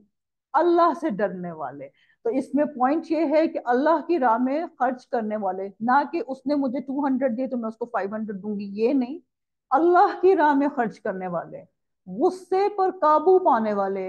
अब आज आपने अपना गेज देखना है कि जब मुझे गुस्सा आता है तो मैं कितना काबू करती हूँ, या मैं खूब खूब निकालती हूँ गुस्सा। अल्लाह हम सबको गुस्से पे काबू करने वाला बना दे। और गुस्से के वक्त की भी दुआएं बड़ी कबूल होती हैं। अगर आपको गुस्सा आए तो फौरन अपनी औलाद के लिए, अपने लिए हदायत की दुआ कर ले। लोगों से दरगुजर करते हैं मुत्तकी लोग। अब दरगुजर करना और गुस्से पे काबू पाना मुझे लगता है एक जैसी ही बातें हैं, कि आपको किसी से बुरी कोई बात बुरी लगी तो ही दरगुजर करना पड़ता है, वरना अच्छी बातों पे कौन दरगुजर करता है। और अगर गुनाह हो जाता है तो वो लोग इस्तगफार कर लेते हैं, गुनाह पे अड़े नहीं रहते, जैसे शैतान अड़ा रहा था, हमने पहले से पारे में पढ़ा था। अच्छा जी, अब अगर हम, एक और भी चीज है कि अगर हम आखरत मांगेंगे ना, तो एक ये बात बिल्कुल सच्ची साबित है। अल्लाह से आप आखरत मांगे, अल्लाह मेरी आखरत अच्छी कर दे, बोनस में आपको दुनिया मिल जाएगी। दुनिया एक ऐसी चीज है। रकू नंबर 15 आयत 144 to 148। वाह मोहम्मद, वाह मोहम्मद इल्ला रसूल, मौत का वक्त तयशुदा है। सिर्फ मोहम्मद सल्लल्लाहु अलैहि वसल्लम सिर्फ रसूल ही हैं। इनसे पहले बहुत से रसूल हो चुके हैं। क्या अगर इनका इंतकाल हो जाए या ये शहीद हो जाएं तो तुम इस्लाम से अपनी एड़ियों के बल फिर जाओगे? और जो कोई फिर जाए अपनी एड़ियों पर तो हरगिज अल्लाह ताला का कुछ ना बिगाड़ेगा। अन करीब अल्लाह ताला शुक्रगुजारों को नेक बदला देगा। ये जी आयत हजरत उमर फारूक रज़ियल्लाहु अन्हु ने जब बहुत ज्यादा इमोशनल हो रहे थे रसूल पाक सल्लल्लाहु अलैहि वसल्लम की डेथ पे, تو تب بھی حضرت ابو بکر صدیق رضی اللہ عنہ نے یہ آیت پڑھی تھی اور پھر ان کو سمجھ آیا تھا کہ ہاں رسول پاک صلی اللہ علیہ وسلم انسان تھے اور وہ فوت ہو گئے ہیں۔ اور ویسے بھی یہ احد کے میدان میں بھی تھا، کیونکہ ایک افواہ اڑ گئی تھی کہ رسول پاک صلی اللہ علیہ وسلم شہید ہو گئے ہیں۔ تو یہ لوگوں کی اس کے لیے ہے، موٹیویشن کے لیے، کہ اگر وہ شہید ہو جائیں گے تو کیا تم لوگ پھر سے پھر جاؤ گے، پھر تم جاہلیت پہ چلے جاؤ گے؟ تو پھر لوگوں کو ہوا کہ نہیں، پھر ہم نے ایسا نہیں کرنا۔ بغیر اللہ تعالیٰ کے حکم کے کوئی جاندار نہیں مر سکتا، مقرر شدہ وقت لکھا ہوا ہے۔ دنیا کی چاہت والوں کو ہم کچھ دنیا دے دیتے ہیں، اور آخرت کا ثواب چاہنے والوں کو ہم وہ بھی دیں گے، اور احسان ماننے والوں کو ہم بہت جلد نیک بدلہ دیں گے۔ بہت سے نبیوں کے ہم رقاب ہو کر بہت سے اللہ والے جہاد کر چکے ہیں، انہیں بھی اللہ کی راہ میں تکلیفیں پہنچی، لیکن نہ تو انہوں نے ہمت ہاری اور نہ سست رہے اور نہ دبے، اور اللہ صبر کرنے والوں کو ہی چاہتا ہے۔ تو اللہ تعالی ہمیں ناگوار باتوں پہ بہترین صبر کی توفیق دیں۔ وہ یہی کہتے رہے کہ اے پروردگار ہمارے گناہوں کو بخش دے، اور ہم سے ہمارے کاموں میں جو بے جا زیادتی ہوئی اس سے بھی معاف فرما، اور ہمیں ثابت قدمی عطا فرما، اور ہمیں کافروں کی قوم پر مدد دے۔ آگے بڑی خوبصورت آیت ہے کہ انہوں نے دنیا نہیں اس میں مانگی، لیکن اللہ کیا کہہ رہے ہیں؟ اللہ تعالیٰ نے انہیں دنیا کا ثواب بھی دیا اور آخرت کے ثواب کی خوبی بھی عطا فرمائی، اور اللہ نیک لوگوں سے محبت کرتا ہے۔ اللہ ہم سے بھی محبت کر لیں۔ اچھا جی، اس میں بڑی خوبصورت دعا آئی ہے، غلطیوں اور کوتاہیوں سے درگزر کی دعا۔ ہم یہ گول بنائیں گے کہ ہم یہ دعا یاد کر لیں۔ ربنا اغفر لنا ذنوبنا واسرافنا فی امرنا وثبت اقدامنا وانصرنا علی القوم الکافرین۔ اے ہمارے رب، ہماری غلطیوں اور کوتاہیوں سے درگزر فرما، ہمارے کام میں تیرے حدود سے جو کچھ تجاوز ہو گیا اسے معاف کر دے، ہمارے قدم جما دے، اور کافروں کے مقابلے میں ہماری مدد کر۔ ال عمران 147۔ اللہ تعالیٰ آپ کو دنیا کے ساتھ آخرت بھی دے دیں گے انشاءاللہ۔ اچھا جی، اب ہم جلدی سے تھوڑا چلتے ہیں۔ بے صبری اور بے دلی کے رویے سے ہم نے اجتناب کرنا ہے، یہ ہمارے کچھ عمل کے نقطے ہیں۔ اپنی خطاؤں کی معافیاں مانگتے رہنا ہے، اور دنیا اور آخرت دونوں کی بھلائیاں طلب کرنی ہیں۔ ربنا آتنا فی الدنیا حسنہ وفی الآخرات حسنہ وقنا عذاب النار۔ یہ سورہ بقرہ میں ہم نے پڑھ لی، آیت 201 ہے غالباً۔ اچھا جی، رکوع نمبر 16 آ گیا، آیت نمبر 149 to 155۔ یہ بہت ہی امپورٹنٹ ہے، اس پہ ذرا غور کریں گے اور اللہ تعالیٰ کی بات دیکھیں گے کہ اللہ تعالیٰ ہمیں کیا کہہ رہے ہیں۔ اے ایمان والو، ہمیں جب بھی اللہ کا کوئی حکم سننا ہے تو ہم سب اللہ کی رحمت و توفیق سے ایمان والے ہیں، تو ہم نے کہنا ہے کہ جی اللہ میاں ہم بات سن رہے ہیں۔ اگر اے ایمان والو، اگر تم کافروں کی باتیں مانو گے تو وہ تمہیں تمہاری ایڑیوں کے بل پلٹا دیں گے، یعنی کہ مرتد کر دیں گے، پھر تم نامراد ہو جاؤ گے، اور کسی کو نہیں نامراد ہونا، اللہ ہمیں محفوظ رکھے، بلکہ اللہ ہی تمہارا مولا ہے اور وہی بہترین مددگار ہے۔ ہم عنقریب کافروں کے دلوں میں روب ڈال دیں گے، اس وجہ سے کہ یہ اللہ کے ساتھ ان چیزوں کو شریک کرتے ہیں جس کی کوئی دلیل اللہ نے نہیں اتاری۔ ان کا ٹھکانہ جہنم ہے، اور ان ظالموں کی بری جگہ ہے۔ اللہ محفوظ رکھے۔ رسول پاک صلی اللہ علیہ وسلم جہاں بھی جہنم کا ذکر آتا تھا تو اس سے پناہ، اللہ کی پناہ مانگتے تھے، اور اللہ تعالیٰ ہم سب کو محفوظ رکھے۔ اللہ تعالیٰ نے تم سے اپنا وعدہ سچا کر دکھایا جبکہ تم اس کے حکم سے انہیں کاٹ رہے تھے، یہاں تک کہ جب تم نے پست ہمتی اختیار کی اور کام میں جھگڑنے لگے اور نافرمانی کی، اس کے بعد کہ اس سے تمہاری چاہت کی چیز تمہیں دکھا دی۔ تم میں سے بعض دنیا چاہتے تھے اور بعض کا ارادہ آخرت کا تھا، تو پھر اس نے تمہیں ان سے پھیر دیا تاکہ تم کو آزمائے، اور یقیناً اس نے تمہاری لغزش سے درگزر فرما دیا، اور ایمان والوں کو اللہ تعالیٰ بڑے فضل والا ہے۔ تو جب اللہ درگزر فرما دیتا ہے ہمیں، تو ہم لوگوں کو کیوں نہ درگزر کریں؟ جبکہ تم چڑھے چلے جا رہے تھے اور کسی کی طرف توجہ تک نہیں کرتے تھے، اور اللہ کے رسول تمہیں تمہارے پیچھے سے آوازیں دے رہے تھے۔ اب دیکھیں، اس کو تصور کی نگاہ سے دیکھیں تو آپ کو ایک پورا سین نظر آئے گا کہ وہ جا رہے ہیں، آگے جا رہے ہیں، مال غنیمت لینا چاہ رہے ہیں، رسول پاک سے سب آوازیں دے رہے ہیں، ان کی آواز نہیں سن رہے ہیں۔ کیا حال ہوگا اس وقت؟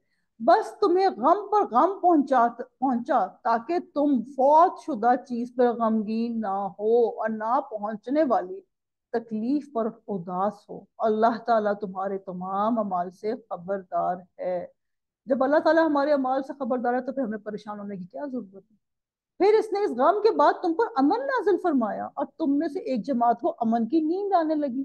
ہاں، کچھ وہ لوگ بھی تھے کہ انہیں اپنی جانوں کی پڑی ہوئی تھی، وہ اللہ تعالیٰ کے ساتھ ناحق جہالت بھری بدگمانیاں کر رہے تھے اور کہتے تھے کہ ہمیں بھی کسی چیز کا اختیار ہے۔ آپ کہہ دیجئے کہ کام کل کا کل اللہ کے اختیار میں۔ یہ لوگ اپنے دلوں کے بھید آپ کو نہیں بتاتے۔ کہتے ہیں کہ اگر ہمیں کچھ بھی اختیار ہوتا تو یہاں قتل نہ کیے جاتے۔ آپ صلی اللہ علیہ وسلم کہہ دیجئے کہ وہ تم اپنے گھروں میں بھی ہوتے، پھر بھی جن کی قسمت میں قتل ہونا تھا وہ تو مقتل کی طرف چل کھڑے ہوتے۔ بندہ اپنی فوت ہونے والی جگہ پہ پہنچ ہی جاتا ہے۔ اللہ تعالیٰ کو تمہارے سینوں کے اندر کی چیز کا آزمانا اور جو کچھ تمہارے دلوں میں ہے اس کو پاک کرنا تھا۔ اللہ تعالیٰ سینوں کے بھید سے آگاہ ہے۔ تم میں سے جن لوگوں نے اس دن پیٹھ دکھائی جس دن دونوں جماعتوں کی مٹ بھیڑ ہوئی تھی، یہ لوگ اپنے بعض کرتوتوں کے باعث شیطان کے پھسلانے میں آ گئے، لیکن یقین جانو کہ اللہ تعالیٰ نے انہیں معاف کر دیا۔ اللہ تعالیٰ بخشنے والا اور تحمل والا ہے۔ انسان، اچھا جی، اس میں آیت نمبر 149 ہے کہ انسان سے دوستی بہت اچھی ہے، انسانوں سے دوستیاں کرنی چاہیے، لیکن انسان پرستی نہیں ہونی چاہیے، صرف خدا پرستی ہونی چاہیے، یعنی کہ عبادت ہم اللہ نہ کرے کئی دفعہ لوگوں کی عبادت کرنا شروع کر دیتے ہیں، وہ اس کو قرآن پاک کہتے ہیں غلو، ہم بہت آگے چلے جاتے ہیں، اس سے بچنا ہے۔ اور پھر آیت نمبر ہے 152، آزمائشیں اللہ کی طرف جانے والی، آپ سمجھ لیں کہ ایک بہت رستہ ہوتا ہے جو کہ تھوڑا ٹیڑھا میڑا تو ہوتا ہے لیکن اس کی منزل بڑی خوبصورت ہوتی ہے۔ تو اب اس میں ہم تھوڑی سی چیزیں دیکھیں گے کہ فتح جو تھی وہ شکست میں کیوں بدل گئی۔ اس کے تین بہت میجر ریزنز ہیں کہ ایک تو یہ تھا کہ ڈسپلن یعنی کہ نظم و ضبط قائم نہ رہا، جو کہا گیا تھا اس پہ نہیں رکے، اور لیڈر کی بات نہیں مانی، اور تیسری بات کیا تھی کہ اصول کی پرواہ ہی نہ کی، جب کہا تھا کہ آپ نے نہیں جانا چلے۔ اور اس میں ایک احد میں ایک اور بھی کریکٹر تھا، عبداللہ بن ابی، 1000 مسلمان نکلے تھے لیکن بیچ میں وہ 300 لوگوں کو لے کے واپس مڑ گیا کہ میری بات نہیں مانی رسول پاک صلی اللہ علیہ وسلم نے۔ اس لیے جب وہ 300 لوگ گئے تو باقی لوگوں کے بھی حوصلے پست ہونا شروع ہو گئے۔ تو یہ تھا منافق، اور اس کی کلئی کھلنی تھی احد میں۔ احد ہوئی اس لیے تھی کہ منافق کھل جائیں۔ تو اللہ ہم سب کو منافقت سے بچائے، اور کبھی بھی زندگی میں کوئی مشکل ٹائم آئے اور آپ کے ساتھ کون کھڑا ہے کون بیٹھ گیا ہے، بس آپ خود ہی سمجھ لینا کہ وہ آپ کا دوست ہے یا دشمن ہے۔ رکوع نمبر 17 ہے، آیت نمبر 156 to 171، یا ایہا الذین آمنوا لا تکونوا کالذین کفروا۔ بہت امپورٹنٹ رکوع ہے، اس کو غور سے پڑھنا ہے۔ مومن کے لیے اللہ کے رستے کی موت دنیا اور مافیا سے بہتر ہے، یعنی کہ شہادت۔ اللہ تعالی ہم سب کو، میں یہ دعا کروں گی کہ کیونکہ جانا تو ہم سب نے ہے اس دنیا سے، تو اللہ تعالیٰ ہمیں شہادت کی موت دے دیں۔ یہ تو نہیں ہے نا کہ اگر شہادت نہیں ملے گی تو ہم سمجھے کہ ہم نے پوری عمر زندہ ہی رہنا ہے۔ بعض لوگ گھبرا جاتے ہیں، لیکن اللہ سے دعا کرنی چاہیے۔ اے ایمان والو، تم ان لوگوں کی طرح نہ ہو جانا جنہوں نے کفر کیا اور اپنے بھائیوں کے حق میں جبکہ وہ سفر میں ہوں یا جہاد میں ہوں کہا اگر یہ ہمارے پاس ہوتے تو نہ مرتے اور نہ مارے جاتے۔ اس کی وجہ یہ تھی کہ اس خیال کو اللہ تعالیٰ ان کی دلی حسرت کا سبب بنا دے۔ اللہ تعالیٰ جلاتا اور مارتا ہے، اللہ تمہارے عمل کو دیکھ رہا ہے، اس لیے لو یا کاش کا دروازہ بند کر دیں، اس سے شیطان آتا ہے۔ عربک زبان میں لو کہتے ہیں کاش کو۔ قسم ہے اگر اللہ تعالیٰ کی راہ میں شہید کیے جاؤ یا اپنی موت مرو تو بے شک اللہ تعالیٰ کی بخشش اور رحمت اس سے بہتر ہے جسے یہ جمع کر رہے ہیں۔ بالیقین خواہ تم مر جاؤ یا مار ڈالے جاؤ، جمع تو اللہ تعالیٰ کی طرف ہی کیے جاؤ گے، یعنی کہ جو بھی معاملہ ہوگا فوت تو ہونا ہی ہونا ہے، تو اللہ کی طرف ہی جانا ہے نا، تو پھر شہادت کیوں نہیں؟ اللہ تعالیٰ کی رحمت کے باعث آپ صلی اللہ علیہ وسلم ان پر رحم دل ہیں، اور اگر آپ صلی اللہ علیہ وسلم بد زبان اور سخت دل ہوتے تو یہ سب آپ کے پاس سے چھٹ جاتے۔ سو آپ ان سے درگزر کریں اور ان کے لیے استغفار کریں، اور کام کا مشورہ ان سے کیا کریں، پھر جب آپ کا پختہ ارادہ ہو جائے تو اللہ تعالیٰ پر بھروسہ کریں، بے شک اللہ تعالیٰ توکل کرنے والوں سے محبت کرتا ہے۔ ادھر اللہ تعالیٰ نے لیڈرشپ کوالٹی سکھائی رسول پاک صلی اللہ علیہ وسلم کو کہ آپ اس پہ نرم رہیں، ان سے مشورہ کریں، استغفار کریں، درگزر کریں۔ بہت سارے نقطے ہیں اس آیت میں سیکھنے والے، تو اس کی تفسیر ضرور سن لیں۔ اگر اللہ تعالیٰ تمہاری مدد کرے تو تم پر کوئی غالب نہیں آ سکتا، اور اگر وہ تمہیں چھوڑ دے تو اس کے بعد کون ہے جو تمہاری مدد کرے گا؟ اللہ تعالیٰ ہم آپ کی ہی مدد چاہتے ہیں، ہماری کون مدد کر سکتا ہے اللہ کے علاوہ؟ ایمان والوں کو اللہ تعالیٰ ہی پر بھروسہ رکھنا چاہیے۔ انشاءاللہ اللہ تعالیٰ ہم آپ پہ بھروسہ کرتے ہیں۔ ناممکن ہے نبی سے خیانت ہو جائے، ہر خیانت کرنے والا خیانت کو لیے ہوئے قیامت کے دن حاضر ہوگا، پھر ہر شخص اپنے اعمال کا پورا پورا بدلہ دیا جائے گا اور وہ ظلم نہ کیے جائیں گے۔ یہ ایک واقعے کی طرف اشارہ ہے کہ رسول پاک صلی اللہ علیہ وسلم کو انہوں نے کرتا پہنے ہوئے دیکھا، انہوں نے سمجھا کہ انہوں نے بیچ میں سے خیانت کر لی ہے، چیز زیادہ لے لی ہے، پھر اس میں ہے کہ وہ خیانت نہیں کرتے رسول پاک صلی اللہ علیہ وسلم۔ بے شک مسلمانوں پہ اللہ تعالیٰ کا بڑا احسان ہے کہ انہی میں سے ایک رسول ان میں بھیجا جو انہیں اس کی آیتیں پڑھ کے سناتا ہے، انہیں پاک کرتا ہے، انہیں کتاب اور حکمت سکھاتا ہے۔ یقیناً یہ سب اس سے پہلے کھلی گمراہی میں تھے۔ کیا بات ہے کہ جب تمہیں ایک ایسی تکلیف پہنچی کہ تم اس کوئی اسکپ ہوئی ہے؟ بیچ میں لائن ہے، اچھا جی، بیچ میں دو آیتیں مس ہوئی ہیں، میں ان کا ترجمہ پڑھ لیتی ہوں۔ کہاں پر ہیں جی؟ ہاں، بھلا جو شخص 161 پڑھ لی تھی نا ہم نے؟ ہاں، اب 162 سے ہم پڑھ رہے ہیں۔ بھلا جو شخص اللہ کی خوشنودی کا تابع ہو وہ اس شخص کی طرح مرتکب خیانت ہو سکتا ہے جو اللہ کی ناخوشی میں گرفتار ہو، اور جس کا ٹھکانہ دوزخ ہے اور وہ برا ٹھکانہ ہے ان لوگوں کے لیے کہ اللہ کے ہاں مختلف درجے ہیں، اور اللہ ان کے سب اعمال کو دیکھ رہا ہے۔ ناممکن ہے، بے شک مسلمان پر اللہ تعالیٰ کا بڑا احسان ہے کہ انہی میں سے ایک رسول ان میں بھیجا جو انہیں اس کی آیتیں پڑھ کر سناتا ہے، انہیں پاک کرتا ہے، انہیں کتاب اور حکمت سکھاتا ہے۔ یقیناً یہ سب اس سے پہلے کھلی گمراہی میں تھے۔ سورہ بقرہ میں بھی ہم یہ آیت پڑھ چکے ہیں، کچھ آگے پیچھے ترتیب ہے لیکن تقریباً ایسی ہی آیت ہے۔ کیا بات ہے کہ جب تمہیں ایک ایسی تکلیف پہنچی کہ تم اس جیسی دو چند پہنچا چکے تو یہ کہنے لگے یہ کہاں سے آ گئی؟ آپ صلی اللہ علیہ وسلم کہہ دیجئے کہ یہ خود تمہاری طرف سے ہے، بے شک اللہ تعالیٰ ہر چیز پر قادر ہے، اور تمہیں جو کچھ اس دن پہنچا، جس دن دو جماعتوں میں مٹ بھیڑ ہوئی تھی، وہ سب اللہ کے حکم سے تھا، اس لیے تاکہ اللہ تعالیٰ پہ ایمان والوں کو جان لے۔ سب اللہ کے حکم سے تھا، لوگوں کو بلیم کرنا چھوڑ دیں۔ اگر آپ کے بھی زندگی میں کوئی معاملات ہیں تو وہ سب اللہ کے حکم سے ہیں۔ اور منافقوں کو بھی معلوم کر لے جن سے کہا گیا کہ آؤ اللہ کی راہ میں جہاد کرو یا کافروں کو ہٹاؤ، تو وہ کہنے لگے اگر ہم لڑائی جانتے ہوتے تو ضرور ساتھ دیتے، اور وہ اس دن بنسبت ایمان کے کفر کے بہت نزدیک تھے۔ اپنے منہ سے وہ باتیں بناتے تھے جو ان کے دلوں میں نہیں تھیں، اور اللہ تعالیٰ خوب جانتا ہے جسے وہ چھپاتے ہیں۔ تو آج بھی ہم دیکھ لیں کہ اگر ہم اوپر اوپر سے بہانے بناتے ہیں تو اللہ کو تو سب پتہ ہے۔ یہ وہ لوگ ہیں جو خود بھی بیٹھے رہے اور اپنے بھائیوں کی بابت کہا کہ اگر وہ بھی ہماری بات مان لیتے تو قتل نہ کیے جاتے۔ کہہ دیجئے اگر تم سچے ہو تو اپنی جانوں سے موت کو ہٹا دو، لیکن ڈیتھ کو کون ہٹا سکتے؟ جو لوگ اللہ کی راہ میں شہید کیے گئے ہیں ان کو ہرگز مردہ نہ سمجھے، بلکہ وہ زندہ ہیں، اپنے رب کے پاس روزیاں دیے جاتے ہیں۔ اللہ تعالیٰ نے فضل جو انہیں دے رکھا ہے اس سے وہ بہت خوش ہیں اور خوشیاں منا رہے ہیں ان لوگوں کی بابت جو اب تک ان کو نہیں ملے، ان کے پیچھے ہیں، یوں کہ ان پہ نہ کوئی خوف ہے اور نہ وہ غمگین ہوں گے۔ حدیث کے مطابق ہے کہ وہ پرندوں کی صورت میں ہوں گے شہید، اور جیسے باقی لوگ تو عالم برزخ میں ہوتے ہیں نا فوت ہونے کے بعد، تو وہ ڈائریکٹ جنت میں جائیں گے۔ وہ خوش ہوتے ہیں کہ اللہ کی نعمت و فضل سے، اور اس سے بھی کہ اللہ تعالیٰ ایمان والوں کے اجر کو برباد نہیں کرتا۔ شکر الحمدللہ کرنا چاہیے اللہ تعالیٰ کا۔ اور ہمیں اس سے سبق یہ سیکھا کہ ہر بندے کا موت کا وقت، نہ صرف وقت بلکہ جگہ بھی مقرر ہے، اور رسول پاک صلی اللہ علیہ وسلم کو بھیج کے اللہ تعالیٰ نے ہم پہ بہت احسان کیا ہے. اور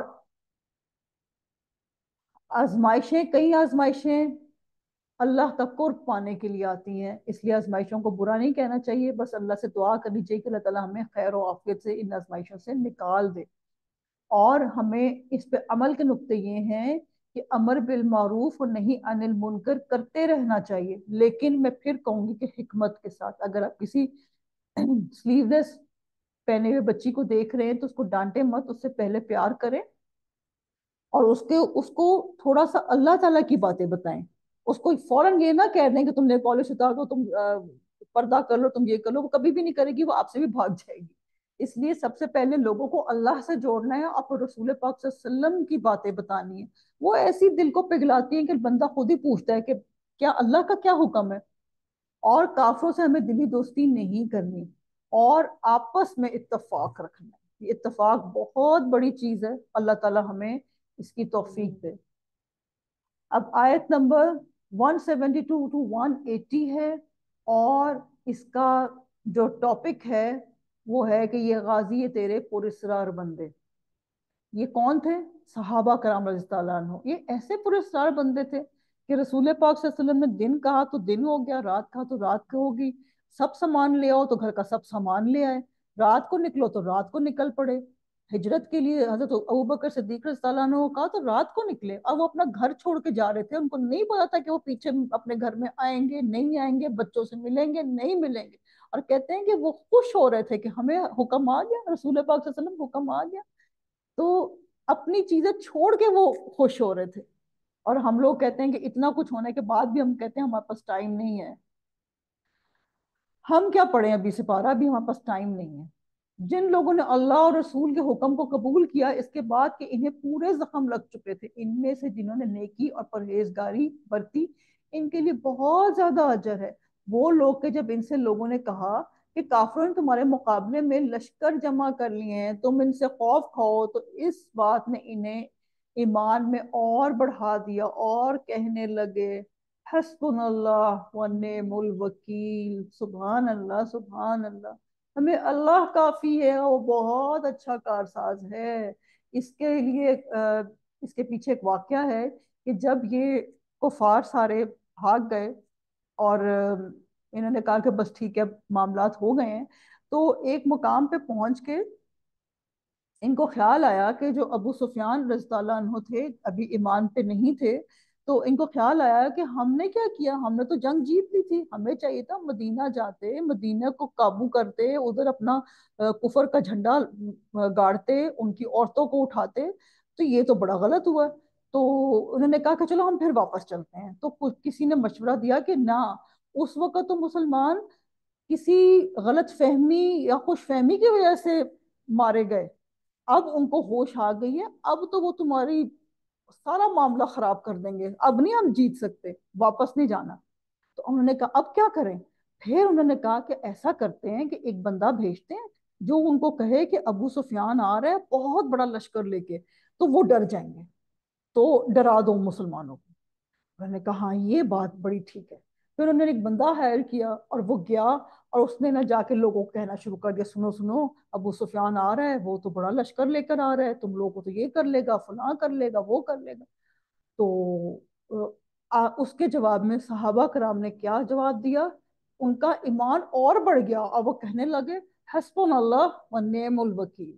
اور یہ وہ خوبصورت کلمہ ہے کہ آپ پڑھ لیں اور آپ اس کا دیکھیں کہ اللہ تعالیٰ آپ کے کام کیسے کیسے جوڑتا ہے. اور جو حسبنا اللہ ونعم الوکیل ہے، یہ کلمہ حضرت ابراہیم علیہ السلام کو جب آگ میں پھینک رہے تھے انہوں نے تب یہ کلمہ پڑھا تھا. اور پھر ہم سب کو ہی پتا ہے کہ وہ آگ ابراہیم علیہ السلام کے لیے ٹھنڈی ہو گئی تھی. قلنا یا نار کونی بردم و سلاما علی ابراہیم، ٹھنڈی ہو گئی تھی آگ اللہ کے فضل و کرم سے. اور پھر یہ کلمہ بہت خوبصورت ہے، اس کو اپنی زندگی کا وتیرہ بنا لیں اور ہر مشکل کا حل ہے یہ. آگے چلتے ہیں. نتیجہ یہ ہوا کہ اللہ کی نعمت اور فضل کے ساتھ یہ لوٹے، انہیں کوئی برائی نہیں پہنچی، انہوں نے اللہ تعالیٰ کی رضامندی کی پیروی کی. اللہ بہت بڑے فضل والا ہے. یہ خبر دینے والا صرف شیطان ہی ہے جو اپنے دوستوں سے ڈراتا ہے. तुम इन काफरों से ना डरो, मेरा खौफ रखो अगर तुम मोमिन हो। अब फिर एक आ गई रेसिपी कि अगर आप मोमिन है तो फिर ही नहीं आपको लोगों से डर लगेगा, फिर आपको सिर्फ अल्लाह से डर लगेगा। हर वक्त चेक करते रहें कि मैं अभी मोमिन हूँ। अगर दिल में लोगों का डर आ रहा है ना, पीयर प्रेशर, आपका दिल कर रहा है, बहुत सी मैं बच्चियों को जानती हूँ जिनका दिल करता है वो सर पे दुपट्टा ले लें, वो अबाया पहन लें, लेकिन लोगों के डर से वो नहीं पहनती। तो ये पीयर प्रेशर होता है, और वो आप बिल्कुल ना सोचें, अल्लाह से डरें, और आपने अल्लाह का एक हुक्म पूरा कर रही हैं। लोगों का क्या है, वो तो हर मामले में कुछ ना कुछ तो कहेंगे ही ना। अल्लाह ताला हम सबको मोमिन बनाए। कुफर में आगे बढ़ने वाले लोग तुझे गमनाक ना करें, यकीन मानो ये अल्लाह ताला का कुछ ना बिगाड़ सकेंगे। अल्लाह ताला का इरादा है कि इनके लिए आखिरत का कोई हिस्सा ना करे, और इनके लिए बड़ा अजाब है। कुफर को ईमान के बदले खरीदने वाले हरगिज हरगिज अल्लाह ताला को कोई नुकसान नहीं पहुंचा सकते, और इन्हीं के लिए अलमनाक अजाब है। तो हमने ये सीखा कि ये जो कुफर है ना, ये तो बड़ी बुरी चीज है, लेकिन कई दफा कुफर के बदले इंसान ईमान के बदले कुफर खरीद लेता है। तो उसके लिए भी बड़े अलर्ट रहने की जरूरत है कि कहीं हम आज अपने ईमान का सौदा तो नहीं कर रहे। आज हम स्पेशली जब किसी भी महफिल में जा रहे हो तो ये जरूर सोच लें कि मैं कहीं अपने ईमान का सौदा तो नहीं कर रही। और ईमान का सौदा बड़ी छोटी छोटी चीजों पे हो जाता है आजकल। काफी लोग हमारी दी हुई मोहलत को अपने हक में बेहतर ना समझें। ये मोहलत तो इसलिए है कि वो गुनाहों में और बढ़ जाएं, इन्हीं के लिए जलील करने वाला अजाब है। और जब कोई गुनाह करने वाले लोग भी कान खोल के सुन लें कि अगर वो गुनाह कर रहे हैं और उनको कोई पकड़ नहीं आ रही, तो इसका मतलब है कि अल्लाह ताला उनके जुमरे में खूब गुनाह लिख रहे हैं। जो मोमिन होता है उसकी फौरन पकड़ आती है, एक गुनाह किया उधर पकड़ा गया। और जो मोमिन नहीं है उसकी पकड़ नहीं होती, इसलिए कि अल्लाह ताला ने उसको ढील दी हुई होती है। तो वो बिल्कुल ना अकड़े इस बात पे कि जी कुछ भी नहीं होता, बहुत कुछ होता है, और आपको भी अंदाजा नहीं है, जब पकड़ होगी तो पता चलेगा।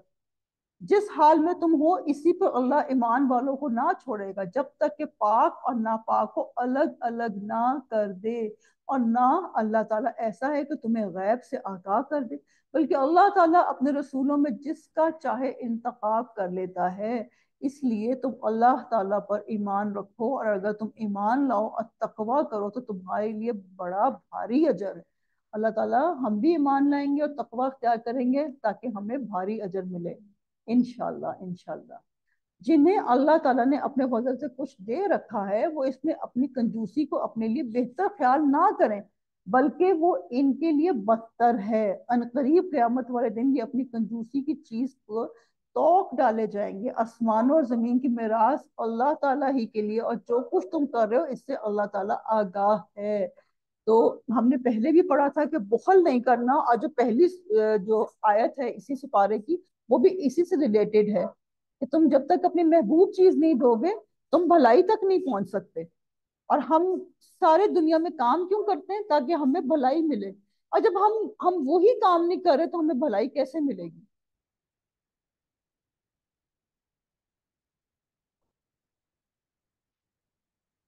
सूरह आले इमरान आयत नंबर इसमें है 179। आजमाइशों की भट्टी में पककर मोमिन एक बहुत मजबूत ईमान वाला बन जाता है। कई दफा होता है कि हमारे पर आजमाइश पे आजमाइश आ रही होती है और हम बहुत परेशान हो रहे होते हैं। तो ये भी सुन लें कि जिसके ऊपर बहुत आजमाइशें आ रही हैं उसको अल्लाह ताला ने कोई बहुत बड़ा काम देना है। और ईमान वाले का जो ईमान है ना, वो मुश्किलात में बहुत बढ़ता है। और जो लोग जरा ढीले ढाले होते हैं ना, वो फिर गिले करना शुरू कर देते हैं। और ईमान वाले का ईमान मुश्किलात में बढ़ता क्यों है? क्यों? क्योंकि वो अल्लाह से जुड़ा हुआ होता है, वो सिर्फ अल्लाह से डरता है। सच्चा ईमान जो होता है ना, वो इंसान को बिल्कुल सीधा रखता है। अगर वो तन्हाई में भी है तो वो सीधा है, अगर उसका उसका मामला अपनी बहू से है तो भी उसको अल्लाह से डर है, तो इसलिए बहू से अच्छा सलूक कर रही है। अगर उसको किसी से भी अपने सब ऑर्डिनेट से करना है, कलीग से करना है, जो भी मामला करने हैं, वो क्योंकि अल्लाह का खौफ है तो वो अच्छा मामला करेगा। लेकिन अगर अल्लाह का खौफ नहीं होगा तो वो कहते हैं कि जी हमसा हो तो सामने आए। इतने तकब्बुराना जुमले हैं ये, अल्लाह हमें माफ कर दे। और हमें हर वक्त ये सोचना है कि हमारा कारसाज कौन है? अल्लाह ताला। हस्बुनल्लाह व नेमुल वकील। आमीन सुम्मा आमीन। अल्लाह ताला हमें तौफीक दिए रखे। अच्छा जी, अब रकू नंबर 19 है, आयत नंबर 181 टू 189। बहुत ही खूबसूरत रुकू है। अगर हमें समझ आ जाए, अल्लाह ताला हमें समझने की तौफीक दे। यकीनन अल्लाह अल्लाह ताला ने इन लोगों का कौल भी सुना जिन्होंने कहा अल्लाह ताला फकीर है और हम तवंगर हैं। इनके इस कौल को हम लिख लेंगे और इनका अंबिया को कत्ल करना भी, और हम इनसे कहेंगे कि जलाने वाला अजाब चखो। अच्छा जी, हम मुख्तलिफ किस्म के अजाब पढ़ रहे हैं। इधर हम पढ़े अजाबुल हरीक, जलने वाला अजाब। पीछे पीछे हमने पढ़ा था अजाबुल अलीम, दर्दनाक अजाब। मतलब अल्लाह ताला के अजाब की भी डिफरेंट वैरायटीज हैं। तो अल्लाह ताला हमें इन सब अजाबों से महफूज रखे। ये तुम्हारे पेश करदा अमाल का बदला है और अल्लाह ताला अपने बंदों पर जुल्म करने वाला नहीं है। और हम मुख्तलिफ लोगों से सोचते हैं जी बड़ा जुल्म हो गया, जी बड़ा जुल्म हो गया, ये हो गया। अल्लाह ताला जुल्म करने वाला नहीं है।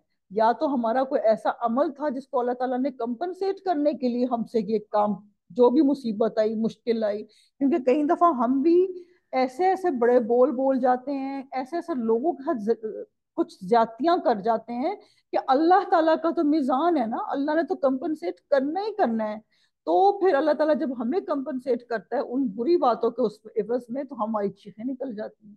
तो जब भी कोई आजमाइश है तो जरूर सोचेंगे क्या मैंने किसी को नाराज तो नहीं किया था, क्या मैंने कोई अल्लाह के हुक्म तो नहीं तोड़ा था। और अगर नहीं समझ आ रही, सब मामले सेटल हैं, तो फिर ये आजमाइश है।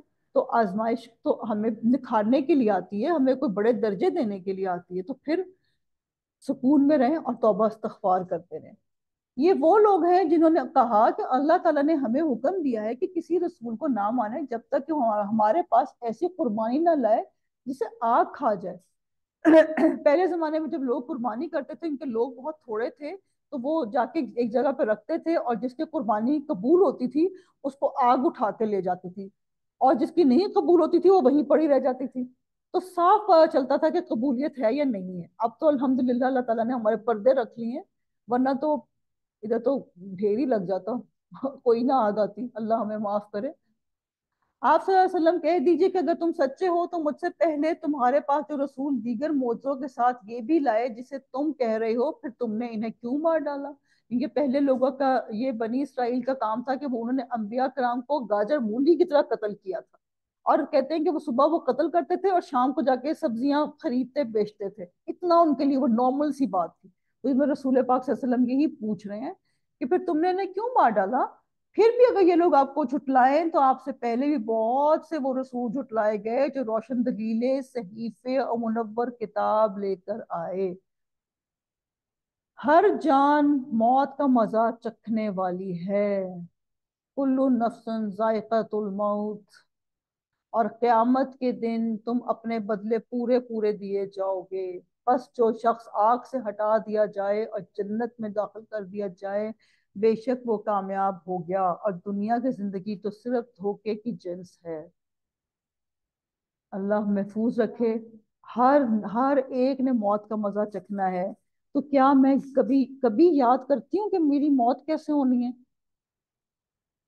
हमने कहीं जाना होता है तो हम 100 एहतियाती तदाबीर करते हैं कि चलो अगर मुझे 4 सूटों की जरूरत है तो मैं 5 रख लूं। हो सकता है कि एक दिन एक्स्ट्रा रुकना पड़ जाए। और मुझे कोई मेडिसिन चाहिए तो वो रख लूं। 5 दिन की मेडिसिन नहीं, मुझे चाहिए कि मैं 8 डेज की मेडिसिन रख लूं। हर चीज हम कुछ कोशिश कर रहे होते हैं कि हम इतनी रखें कि उधर जाके हमें मुश्किल ना पड़े। और हम टिकट भी कंफर्म कराते हैं, ये नहीं कहते कि भाई चांस पे टिकट होगा, ऐसा कभी भी नहीं होता। हम बार बार कहते हैं टिकट कंफर्म है ना, आगे होटल कंफर्म है ना। हम क्यों ये करते हैं?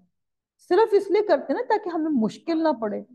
तो क्या हमने कभी सोचा कि हमने भी अल्लाह के यहाँ जाना है, और हमने उधर की क्या तैयारी की हुई है? क्या मैंने उधर के लिए कोई लिबास की तैयारी की हुई है? क्या मैंने उधर के लिए अपने खाने पीने का बंदोबस्त किया है कि मुझे जन्नत के खाने मिलेंगे, मुझे हौज़े कौसर का पानी मिलेगा? तो ये हम, मेरे और आपके सोचने की बात है, इस पे गौर कीजिएगा। यकीनन तुम्हारे मालों और जानों से तुम्हारी आजमाइश की जाएगी, اور یہ بھی یقین ہے کہ تمہیں ان لوگوں کی جو تم سے پہلے کتاب دیے گئے اور مشرکوں کی بہت سی دکھ دینے والی باتیں بھی سننی پڑیں گی، اور اگر تم صبر کر لو اور پرہیزگاری اختیار کرو تو یقیناً یہ بہت بڑی ہمت کا کام ہے۔ صبر کا حکم آیا ہے اس سورہ مبارکہ میں، اینڈ بھی صبر سے ہی ہو رہا ہے انشاءاللہ، ابھی ہم دیکھتے ہیں۔ یعنی کہ اللہ تعالیٰ پہلے سے ہی بتا رہے ہیں کہ کمیاں بھی آئیں گی، آزمائشیں بھی آئیں گی، لوگوں کی باتیں بھی سننے کو ملیں گی، تو تم نے کیا کرنا ہے؟ تم نے صبر کرنا ہے، اور پھر آ گیا تم نے پرہیزگاری اختیار کرنی ہے۔ اور اللہ تعالیٰ نے خود ہی کمنٹ دے دیا کہ یہ ہے مشکل کام لیکن کرنے ہیں۔ اور اللہ تعالیٰ نے جب اہل کتاب سے عہد لیا کہ تم اسے سب لوگوں سے ضرور بیان کرو گے اور اسے چھپاؤ گے نہیں، تو پھر بھی ان لوگوں نے اس عہد کو اپنی پیٹھ پیچھے ڈال دیا اور اسے بہت کم قیمت پر بیچ ڈالا۔ ان کا یہ بیوپار یعنی کہ تجارت بہت برا ہے۔ وہ لوگ جو اپنے کرتوتوں پر خوش ہیں اور چاہتے ہیں کہ جو انہوں نے نہیں کیا اس پر بھی تعریفیں کی جائیں، آپ انہیں عذاب سے چھٹکارے میں نہ سمجھیے، ان کے لیے دردناک عذاب ہے۔ آسمانوں اور زمین کی بادشاہی اللہ ہی کے لیے ہے، اور اللہ تعالیٰ ہر چیز پر قادر ہے۔ کچھ ایسے لوگ ہوتے ہیں جنہوں نے کام نہیں کیا ہوتا اور وہ یہ ایکسپیکٹ کر رہے ہوتے ہیں کہ ان کی تعریف کی جائے۔ بہت سے ایسے لوگ ہوتے ہیں، یا پھر کسی اور کی چیز اپنے نام لگا لی، تو اللہ تعالیٰ ان کو ایڈریس کر رہے ہیں۔ آگے ہمارے عمل کے نقطے کیا ہیں کہ ہم نے ہر لمحہ اپنی موت کو یاد رکھنا ہے، اور مجھے لگتا ہے کہ اگر ایک بندہ اپنی موت کو یاد رکھتا ہے تو وہ غلط ہو ہی نہیں سکتا، وہ خود بخود ہی مومن بن جاتا ہے۔ اور جب کبھی موت سے جو ہے نا وہ یاد نہ رہے، اس سے ڈرنا تو صرف اس لیے چاہیے کہ بھئی ہمارے اعمال کوئی نہیں، ہماری تیاری کوئی نہیں، ورنہ تو اللہ تعالیٰ کے پاس ہم نے جانا ہے، اللہ تعالیٰ تو اس دنیا میں بھی ہے اس دنیا میں بھی ہے۔ میں یہ کہتی ہوں کہ بڑا ہی ایمان تازہ ہوتا ہے جب آپ جائیں ہاسپٹلز میں اور قبرستانوں میں، اور جا کے دیکھیں تو صحیح، اور جا کے کتبے پڑھیں، وہ لوگ جی، یہ زوجہ وہ مطلب انہوں نے پوری زندگی گزاری ہوگی۔ وہ خاتون بھی، میں جب کسی میں جا کے دیکھتی ہوں نا کہ وہ زوجہ، تو میں کہتی ہوں کہ یہ کبھی دلہن بنی ہوں گی، انہوں نے اپنے ڈریس خریدا ہوگا، انہوں نے زیور بنایا ہوگا، یہ بھی اپنے شادی ہال کا دیکھتی ہوں گی، کرتی ہوں گی، بہت کچھ سوچتی ہوں گی۔ پتہ نہیں انہوں نے سوچا ہوگا کہ انہوں نے فوت ہو جانا ہے یا نہیں فوت ہونا۔ تو پھر مجھے خیال آتا ہے کہ میں نے کب فوت ہونا ہے، اور پھر پورا دن وہ ایک بات ذہن میں گھومتی رہتی ہے کہ موت کی تیاری کیا ہے میری، فوت تو ہو ہی جانا ہے تو موت کی تیاری کیا ہے۔ ابھی ہمارے ایک کلنری آرٹس میں ایک بڑے مشہور شیف تھے، شیف طاہر، میرا خیال ہے ہاں یہی ان کا نام تھا، شیف طاہر، ہم ٹی وی پہ بھی آتے تھے اور بہت اچھے انسان تھے۔ تو ان کی ایسے ہی ڈیتھ ہوئی تھی، بڑے سیلیبریشنز کر رہے تھے، اور جب اس میں ہم ٹی وی پہ، پتہ میرا خیال ہے مسالہ ٹی وی کا کچھ تھا، کوئی ایئرلی کوئی پروگرام تھا، اور انہوں نے بڑا اچھا پیغام بھی دیا، سب کچھ کیا، اور گھر جاتے ہوئے رستے میں ان کو ہارٹ اٹیک آیا ہے، اور 15 منٹ کے بعد خبر آ گئی کہ شیف طاہر فوت ہو گئے۔ اللہ تعالیٰ ان کو جنت الفردوس میں جگہ دے، بہت اچھی ریسپی سکھاتے تھے، بہت اچھے انسان تھے۔ ہر لمحہ موت کی تیاری کے ساتھ گزارنا ہے، اور اپنا ٹارگٹ ہم نے یہ بنانا ہے کہ ہم نے جنت کی ڈائریکٹ فلائٹ لینی ہے، بیچ میں وایا جہنم نہیں کرنا۔ بہت مشکل ہے وایا جہنم، اللہ اللہ کسی کو نہ کرے۔ اچھا جی، اب اللہ کی رحمت اور توفیق سے رکوع نمبر 20 ہے، اور آیت نمبر 190 to 200، سورہ آل عمران کا آخری رکوع، چمکتی ہوئی سورہ کا آخری رکوع ہے۔ اللہ تعالیٰ ہمارے دلوں کو بھی چمکا دے، اور اس کے جو ہم نے جو بھی چیزیں پڑھی، دعائیں پڑھی، اور کوئی بھی اس میں اچھی اچھی باتیں پڑھی، ہم نے سبق سیکھے، وہ اللہ تعالیٰ ہمیں سکھا دیں۔ ان فی خلق السماوات والارض واختلاف اللیل والنہار، کائنات پہ، دنیا پہ غور کرو۔ اس میں جو سب سے امپورٹنٹ، میں اس سے پہلے ہی آپ کو ایک چیز بتاؤں کہ اللہ تعالیٰ نے جو سب سے پہلی چیز اس میں لکھی ہے نا کہ اختلاف رات اور دن، تو پہلے بھی میں نے کل پرسوں بھی بتایا تھا کہ جب کسی کی زندگی میں رات آئی بھی ہے، یعنی کہ بہت تکلیفیں آزمائشیں ہیں، تو وہ یہ جان لے کہ وہ ختم ہونے والی، اور اس کی زندگی میں فجر کا ٹائم آنے والا ہے، بالکل قریب ہے، کیونکہ اللہ تعالیٰ نے کہہ دیا کہ دن اور رات کا ہیر پھر تو میں کرتا ہوں، تو مت پریشان ہو، مت گھبرائیں اور خوش ہو جائیں، آپ کو خوشخبری مل گئی اللہ کی طرف سے۔ آسمانوں اور زمین کی پیدائش میں اور رات اور دن کے ہیر پھیر میں یقیناً عقل مندوں کے لیے نشانیاں ہیں۔ جو اللہ تعالیٰ کا ذکر کھڑے اور بیٹھے اور اپنی کربٹوں پر لیٹے ہوئے کرتے ہیں، اور آسمانوں اور زمین کی پیدائش میں غور و فکر کرتے ہیں اور کہتے ہیں اے ہمارے پروردگار، تو نے یہ بے فائدہ نہیں بنایا، تو پاک ہے، بس اے رب ہمیں دوزخ کے عذاب سے بچا لے، اے ہمارے پالنے والے تو جسے جہنم میں ڈالے، یقیناً تو نے اسے رسوا کیا اور ظالموں کا کوئی مددگار نہیں۔ اے ہمارے رب، ہم نے سنا کہ منادی کرنے والا با آواز بلند ایمان کی طرف بلا رہا ہے کہ لوگوں اپنے رب پر ایمان لاؤ، پس ہم ایمان لے آئے۔ یا الہی، اب تو ہمارے گناہ معاف فرما، ہماری برائیاں ہم سے دور کر دے اور ہماری موت نیکوں کے ساتھ کر۔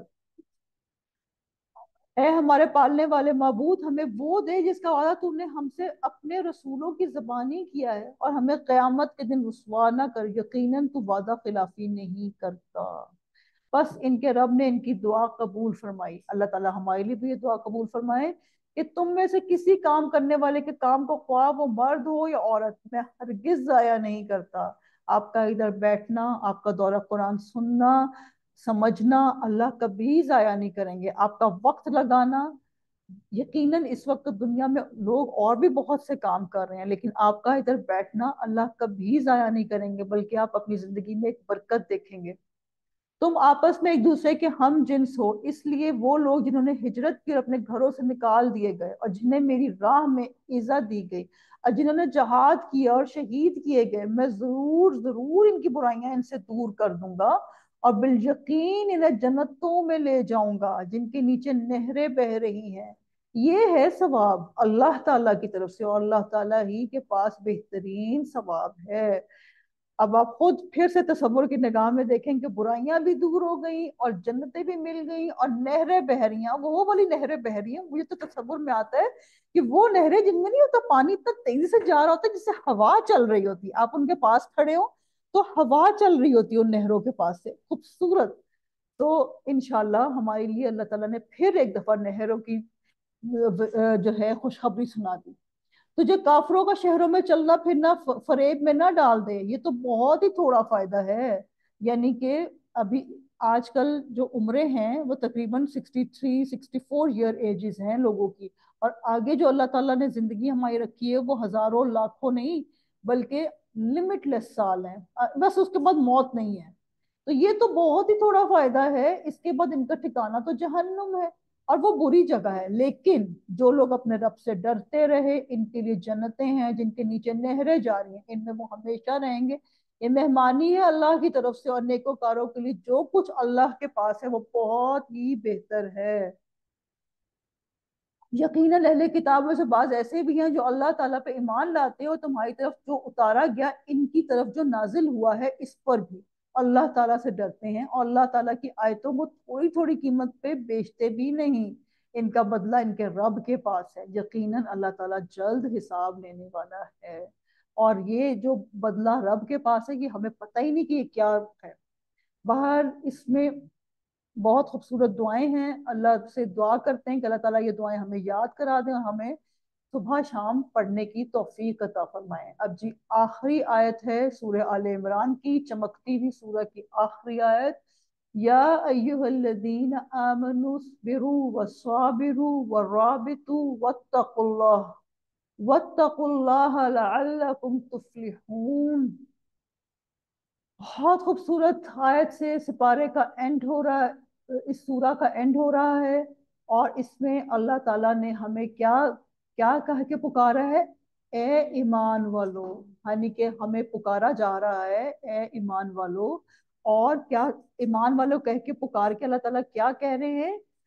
صبر کرو، اسبرو صبر، وصابرو آپس کے معاملات میں صبر کرو، اور ورابطو اور اپنے رابطے قائم رکھو۔ اور رباط کے متعلق بہت احادیث ہیں، بڑی خوبصورت احادیث ہیں، وہ آپ ضرور دیکھیں۔ اور اور اللہ تعالیٰ کہہ رہے ہیں وَاتَّقُوا، اور اللہ سے ڈر جاؤ، لعلکم، شاید تم، یا تاکہ تم تفلحون، فلاح پا جاؤ۔ تو اللہ تعالیٰ نے ہمیں چار نکاتی ایجنڈا دے دیا کہ اگر تم صبر کرو گے اور آپس میں ایک دوسرے کا صبر کرو گے، دیکھ یہ سوشل معاملات بن گئے، سوشل معاملات بن گئے، اور اللہ تعالیٰ نے ساتھ میں کہا وہ رابطو، اور آج کے دنیا میں ہم لوگ اس میں سے مجھے لگتا ہے کچھ بھی نہیں کر رہے، نہ ہم صبر کرتے ہیں اور نہ ایک دوسرے کے معاملات میں صبر کرتے ہیں، نہ آپس میں رابطے رکھتے ہیں، اور نہ ہی اللہ سے ڈرتے ہیں۔ تو ہمیں کہاں سے پھر فلاح ملنی ہے، کہاں سے ہمیں نجات ملنی ہے؟ تو اس کے بارے میں، رباط کے بارے میں بہت سی احادیث ہیں اور بہت اچھی اچھی تفاسیر بھی ہیں۔ تو اس کو ہم انشاءاللہ جب رمضان کے بعد پورا کورس کریں گے تو پڑھیں گے۔ اور اب ہماری یہ اللہ کی رحمت و توفیق سے سورہ آل عمران کمپلیٹ ہوئی۔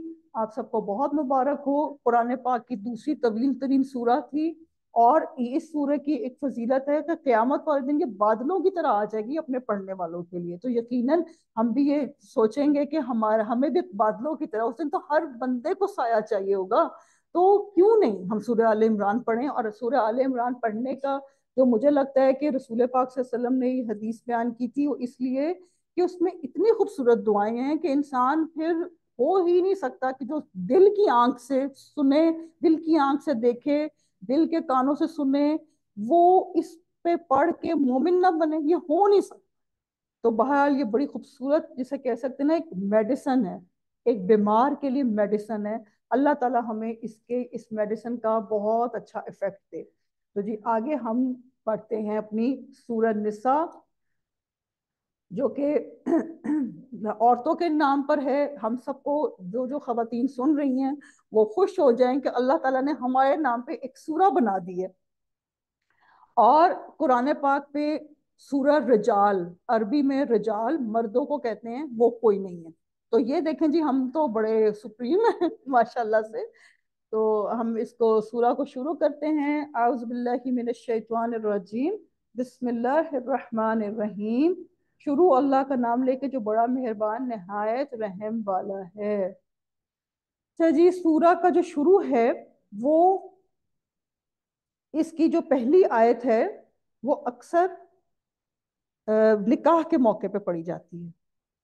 زیادہ تر نکاح کے موقع پہ مولوی صاحبان یہی پڑھتے ہیں۔ اب اس کا ترجمہ پڑھتے ہیں تاکہ ہمیں پتہ چلے کہ یہ کیوں پڑھی جاتی ہے۔ لوگو، پروردگار سے ڈرو جس نے تم کو ایک شخص سے پیدا کیا، یعنی کہ حضرت آدم علیہ السلام سے، اس سے اس کا جوڑا بنایا، پھر ان دونوں سے کثرت سے مرد و عورت پیدا کر کے روئے زمین پہ پھیلا دیے، اور اللہ سے جس کے نام کو تم اپنی حاجت برادری کا ذریعہ بناتے ہو ڈرو، اور ارحام سے بچو، کچھ شک نہیں کہ اللہ تمہیں دیکھ رہا ہے۔ اچھا جی، اس میں جو ذکر آیا ہے کہ پھر اللہ تعالیٰ کہہ رہا ہے کہ تمہیں اللہ تعالیٰ دیکھ رہا ہے، اور اس میں پھر ذکر آیا ہے کہ اللہ سے ڈرو، اللہ سے ڈرو۔ اگر واتقوا اللہ ہمارے اندر ہوگا تو پھر وہی بات ہے کہ ساس بھی کوئی بات کرے گی تو ڈرے گی کہ بھئی میرے اللہ کے آگے تو نہیں محاسبہ ہو جانا، کہ اللہ کے آگے تو نہیں میری جواب دہی کر دینی کہ میں نے بہو کے ساتھ زیادتی کی۔ بہو سوچے گی کہ ہائے میں نے کوئی برا بات تو نہیں کر دی کہ اللہ تعالیٰ کے آگے میرا جواب دہی ہو جائے گی۔ ہسبینڈ سوچے گا کہ میری بیگم کو کیا چاہیے، میں اس کا آرام کا خیال، ہر بات اس پہ پوری ہو جائے گی۔ لیکن افسوس یہ ہے کہ اس کو عربی میں پڑھ کے تو آگے گزار دیا جاتا ہے، اور نہ لڑکی کو اس کا مطلب پتا ہوتا ہے، نہ لڑکے کو، نہ ہی اس کے والدین کو پتا ہوتا ہے۔ اگر یہ آیت کا لوگوں کو بتا دیا جائے، اور صرف میں تو کہتی ہوں اتنا ہی بتا دیا جائے نا، واتقوا اللہ، صرف یہی بتا دیا جائے تو ساری میرڈ لائف ہی چینج ہو جائے گی۔ آج جو ڈیورس کی وجہ ہے نا، وہ صرف اور صرف یہی ہے۔ ہر بندے کو صرف اپنا حق چاہیے اور فرض کا کسی کو پتا نہیں۔ عورتوں کو اللہ تعالیٰ نے رکھا کہ وہ گھر میں بچوں کی تربیت کریں، پالیں، سنبھالیں، اور آدمی کو قوام بنایا۔ لیکن اب الٹی گنگا بہہ رہی ہے، اور ہر عورت چاہتی ہے کہ میں کام کروں اور بچے تو پتہ نہیں کب میں پیدا کروں۔ تو پھر ظاہر ہے جب آپ نے نیچر کو چھیڑ دیا तो फिर नेचर, तो जब अपने नेचर को छेड़ेंगे तो सब कुछ ही छिड़ जाएगा।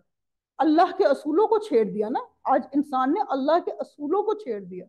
अपने औरतें जो हैं अपनी सिर्फ खूबसूरती को निखार रही हैं, बना रही हैं, कमा रही हैं, कपड़े पहन रही हैं, सब काम कर, ये चीजें जरूरी हैं, ये करनी चाहिए, जरूर करनी चाहिए, लेकिन अल्लाह को भुला के, अल्लाह के असूलों को तोड़ के ये नहीं करना हमने कभी भी। हमने अल्लाह का ये असूल याद रखना है, वत्तकुल्लाह। जिसने हमें जिंदगी दी, जिसने हमें सब कुछ दिया, हम उसको भूल जाएं और फिर सिर्फ गुम हो जाएं उसकी पैटी इश्यूज में, जो कि हमारे जिस्म के तकाजे हैं, वो हमारे रूह के तकाजे नहीं हैं। हमारे रूह का तकाजा क्या है कि हम उसको कुरान का पानी दें, ताकि वो भी मोटी ताजी हो, जैसे हम जिस्मों के लिहाज से मोटे ताजे। और यतीमों का माल इनके हवाले कर दो, और इनके पाकीज़ा और उम्दा माल को अपने नाकस और बुरे माल से ना बदलो, और ना इनका माल अपने माल में मिलाकर खाओ, कि ये बड़ा सख्त गुनाह है। और अगर तुमको इस बात का खौफ हो कि यतीम लड़कियों के बारे में इंसाफ ना कर सकोगे, तो इनके सिवा जो औरतें तुमको पसंद हों, दो दो या तीन तीन या चार चार इनसे निकाह कर लो। और अगर इस बात का अंदेशा हो कि सब औरतों से यकसा सलूक ना कर सकोगे, तो एक औरत या लॉन्डी जिसके तुम मालिक हो, इससे तुम बेइंसाफी से बच जाओगे। और औरतों को इनके मेहर खुशी से दे दिया करो। हाँ, अगर वो अपनी खुशी से इसमें कुछ तुमको छोड़ दें तो इससे ज़ौक व शौक से खा लो। और बेअक्लों को इनका माल जिसे अल्लाह ने तुम लोगों के लिए सबब मैशत बनाया है मत दो। हाँ, इसमें से इनको खिलाते और पहनाते रहो, इनसे माकूल बातें कहते रहो, और यतीमों के बालिग होने तक काम काज में मसरूफ रखो। फिर बालिग होने पर अगर इनमें अक्ल की पुख्तगी देखो तो इनका माल इनके हवाले कर दो, इस खौफ से कि वो बड़े हो जाएंगे, यानी बड़े होकर तुमसे अपना माल वो वापस ले लेंगे। इसको फजूल खर्ची और जल्दी में ना उड़ा देना।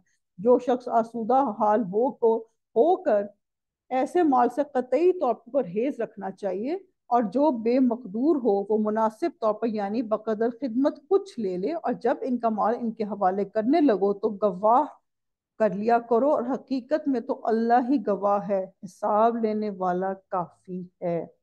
जी, इसमें जो एक अभी आयत आई थी कि निकाह की बात थी कि तीन तीन चार चार इनसे निकाह कर लो, तो इसमें मर्द हजरात बहुत खुश हो जाते हैं कि जी हमें तो चार निकाह की इजाजत है। और वो ये नहीं पढ़ते कि इसके आगे अल्लाह ताला क्या फरमा रहा है, फ़इन खिफ्तुम, यानी कि अगर तुम्हें अंदेशा होगा, अल्लाह तादिलू, ये तुम अदल नहीं कर सकोगे। तो अदल तो हो ही नहीं सकता, ये नहीं हो सकता अदल। तो मेरी गुजारिश है उन भाइयों के लिए जो निकाह करते हैं दो दो तीन तीन चार चार, इस आयत को देख के वो सिर्फ ये देखें कि आपकी जरूरत क्या है। हाँ, अगर आपको कोई वाकई ही जरूरत है, जैसे कि कोई कोई मैटर ऐसा ऐसा है कि जिससे आपकी जिंदगी को बहुत ज्यादा इफेक्ट है, तो आप शादी कर लें। लेकिन महज अय्याशी के लिए शादी करना वो बिल्कुल सही बात नहीं है। और अगर आपने शादी कर भी ली तो सबसे बड़ा जो इशू आजकल मैं देखती हूँ माशरे में है, वो ये है कि शादी करके अदल नहीं करते। एक बेगम को तो कहीं ले जा रहे हैं, सैरे करा रहे हैं, चीजें करा रहे हैं, और दूसरी बेगम को बिल्कुल लटकता छोड़ देते हैं। आगे भी आएगा कि उसको लटकता ना छोड़ दो।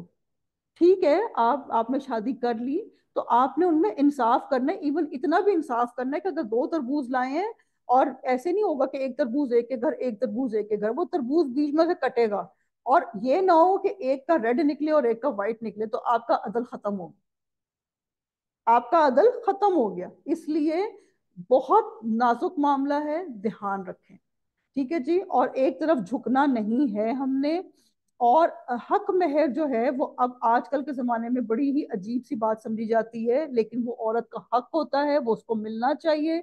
और इसकी दो किस्में होती हैं, एक हक महर मुअज्जल होता है और एक गैर मुअज्जल होता है। तो जो होता है मुअज्जल, वो उसी वक्त अदा करना होता है, तो मैं तो यही कहूंगी कि वो जरूर उसी वक्त अदा कर देना चाहिए। और उसके अलावा आप कोई अगर बेगम मांगे, इसमें लिखा हुआ है तो उसको दे दें खुशी खुशी, और अगर बेगम माफ कर दें, लेकिन उससे जबरदस्ती नहीं माफ करवाना, फिर आप गुनाहगार हो जाएंगे। ठीक है ना।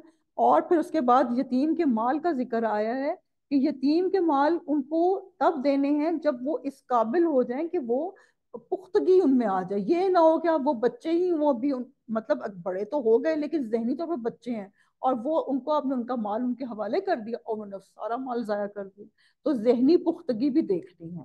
اور اس کے علاوہ اس میں ایک اور بھی ہے کہ یہ نہیں کہ آپ دیکھیں جی اب تو یہ بڑے ہو رہے ہیں ان کی ذہنی پختگی بھی ہو رہی ہے تو جلدی جلدی آپ ان کے ساتھ مال کھانا شروع کر دیں. تو یہ زیادتی ہو جائے گی. یہ نہیں کرنا کیونکہ اللہ تعالیٰ حساب لینے کو کافی ہے اور اس میں لکھ دیا اللہ تعالیٰ گواہ بھی کافی ہے. اب آگے ہے جو مال ماں باپ اور رشتے دار چھوڑ مریں. اب اس میں آگے وصیتیں شروع ہو رہی ہیں. اس کو ہم علم الفرائض کہتے ہیں اور اس کو سیکھنا بہت ضروری ہے. جن کے پاس مال ہے وہ ضرور سیکھیں. لیکن جب شریعت کے مطابق آپ نے وصیت کرنی ہے تو کسی عالم سے ضرور کنسلٹ کر لیں. خود بھی سیکھیں اور عالم سے بھی کنسلٹ کریں. جو مال ماں باپ اور رشتے دار چھوڑ مریں اس میں مردوں کا بھی حصہ ہے اور عورتوں کا بھی. جو والدین اور رشتے داروں نے چھوڑا ہو وہ تھوڑا ہو یا بہت یہ حصے اللہ کے مقرر کیے ہوئے. اور جب میراث کی تقسیم کے وقت غیر وارث یعنی کہ رشتے دار اور یتیم اور محتاج آ جائیں تو ان کو بھی اس میں سے کچھ دے دیا کرو اور شیریں کلامی سے پیش آیا کرو. یعنی کہ کچھ لوگ اگر آ بھی گئے ہیں تو پھر کوئی بات نہیں آپ برا نہ منائیں اور آپ ان کو کچھ نہ کچھ دے دیں. ایسے لوگوں کو ڈرنا چاہیے جو ایسی حالت میں ہوں کہ اپنے بعد ننھے ننھے بچے چھوڑ جائیں اور ان کو ان کی نسبت خوف ہو کہ ان کے مرنے کے بعد ان بیچاروں کا کیا حال ہوگا. بس چاہیے کہ یہ لوگ اللہ سے ڈریں اور معقول بات کہیں. جو لوگ یتیموں کا مال ناجائز طور پر کھاتے ہیں وہ اپنے پیٹ میں آگ بھرتے ہیں اور وہ دوزخ میں ڈالے جائیں گے. توبہ استغفر اللہ. بس ان آیتوں کو سنتے جائیں اور اللہ سے توبہ استغفار کرنے والے بن جائیں. اور ایک حدیث کا مفہوم ہے حضرت ابو ذر غفاری رضی اللہ عنہ کو رسول پاک صلی اللہ علیہ وسلم نے کہا تھا کہ میں تمہیں کمزور جانتا ہوں اور میں تمہیں نصیحت کروں گا.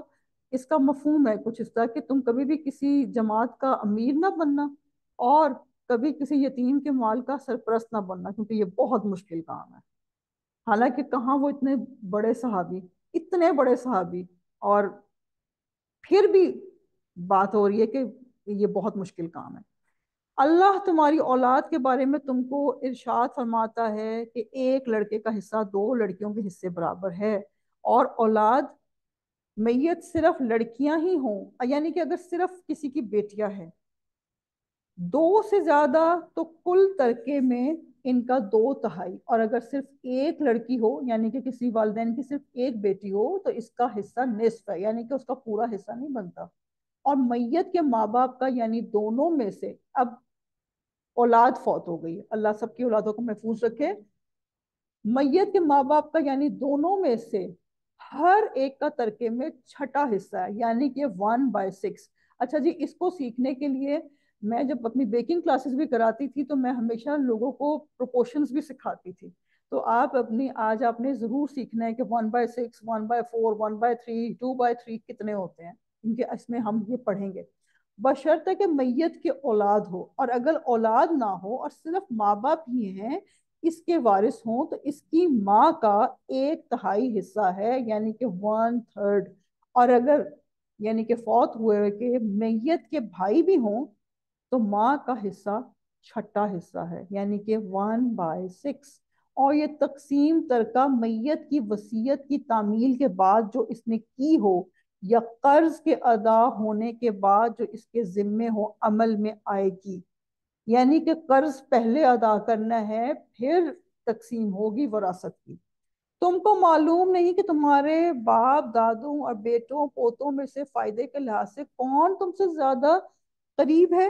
یہ حصے اللہ کے مقرر کیے ہوئے ہیں اور اللہ سب کو جاننے والا اور حکمت والا ہے. اس میں ہم کوئی نہیں ہو سکتے کہ ہم پوائنٹ آؤٹ کریں کہ اللہ نے یہ کیوں کر دیا اللہ نے ایسے کیوں کر دیا.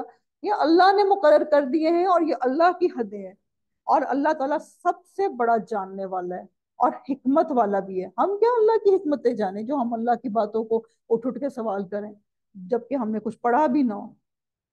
اور جو مال تمہاری عورتیں چھوڑیں اگر ان کے اولاد نہ ہو تو اس میں سے نصف حصہ تمہارا ہے، یعنی کہ تمہاری عورتوں کا مطلب ہے ازواجکم، تمہاری بیویاں۔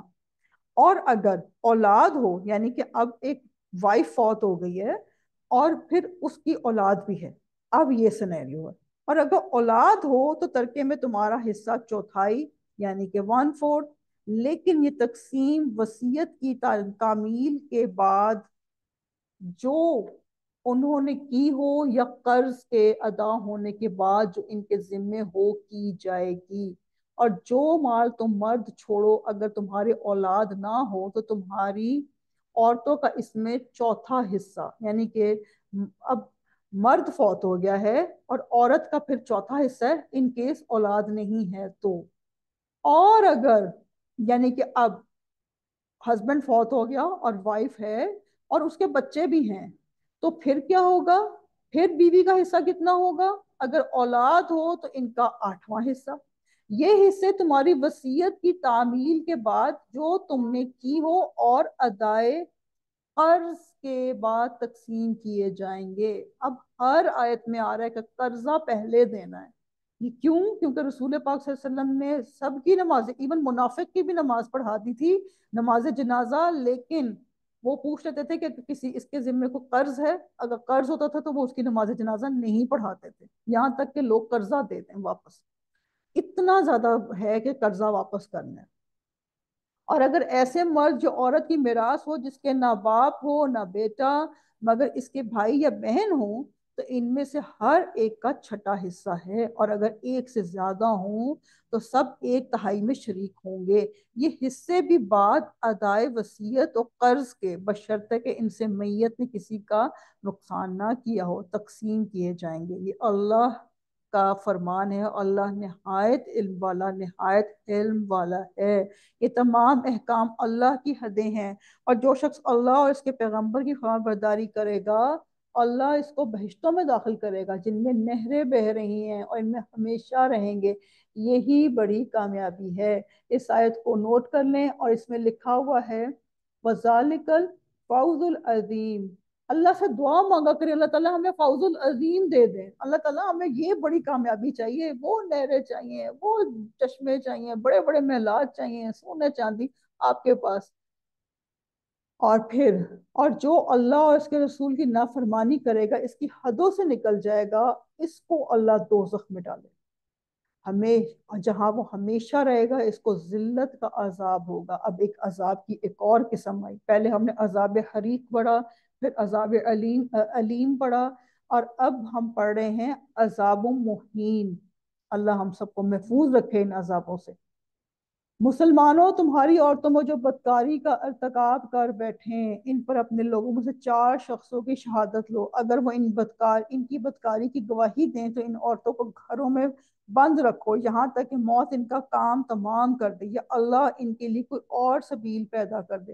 جو 2 مرد تم میں سے بدکاری کریں، اب یہ ہومو سیکشولیٹی کی بات ہے، اللہ تعالیٰ معاف فرمائے، اور صحابہ کرام رضی اللہ عنہ فرماتے تھے کہ اگر یہ قرآن پاک میں حضرت لوط علیہ السلام کا واقعہ نہ ہوتا تو ہم سمجھتے کہ یہ ہو بھی کیسے سکتا ہے، اور آج ہم دیکھیں تو دنیا میں یہ فتنہ عام ہوا ہے، اور لوگ کہہ رہے ہیں کہ اس کو مان لو۔ استغفر اللہ، اللہ کے بنائے ہوئے اصولوں سے الٹا چل رہے ہیں تو کیا ہوگا؟ میں تو یہی سمجھتی ہوں جیسے تیز دریا چل رہا ہے، کبھی آپ کا گزر ہوا ہو دریائے نیلم سے، فل سپیڈ پہ چل رہا ہوتا ہے، اور کوئی اس کو الٹا کرنا شروع کر دے سوئمنگ، 1 سیکنڈ بھی نہیں بچے گا۔ تو اللہ معاف کر دے۔ اور آگے ہم پڑھیں گے، یہ وہ واحد قوم تھی حضرت لوط علیہ السلام کی جس پہ 2 عذاب آئے تھے۔ ایک تھا کہ ان کو اٹھا کے اوپر کر کے نیچے پٹخ دیا تھا، اتنا اوپر چلے گئے تھے کہ فرشتوں نے نا آوازیں سنی تھی جانوروں کی۔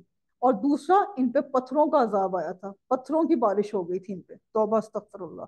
تم میں سے بدکاری کریں تو ان کو ایزا دو، پھر اگر وہ توبہ کر لے اور نیکوکار ہو جائیں تو ان کا پیچھا چھوڑ دو، بے شک اللہ توبہ قبول کرنے والا مہربان ہے۔ اللہ انہی لوگوں کی توبہ قبول فرماتے جو نادانی سے بری حرکت کر بیٹھتے ہیں پھر جلد توبہ کر لیتے ہیں، بس ایسے لوگوں کو اللہ مہربانی کرتا ہے، وہ سب کچھ جاننے والا حکمت والا ہے۔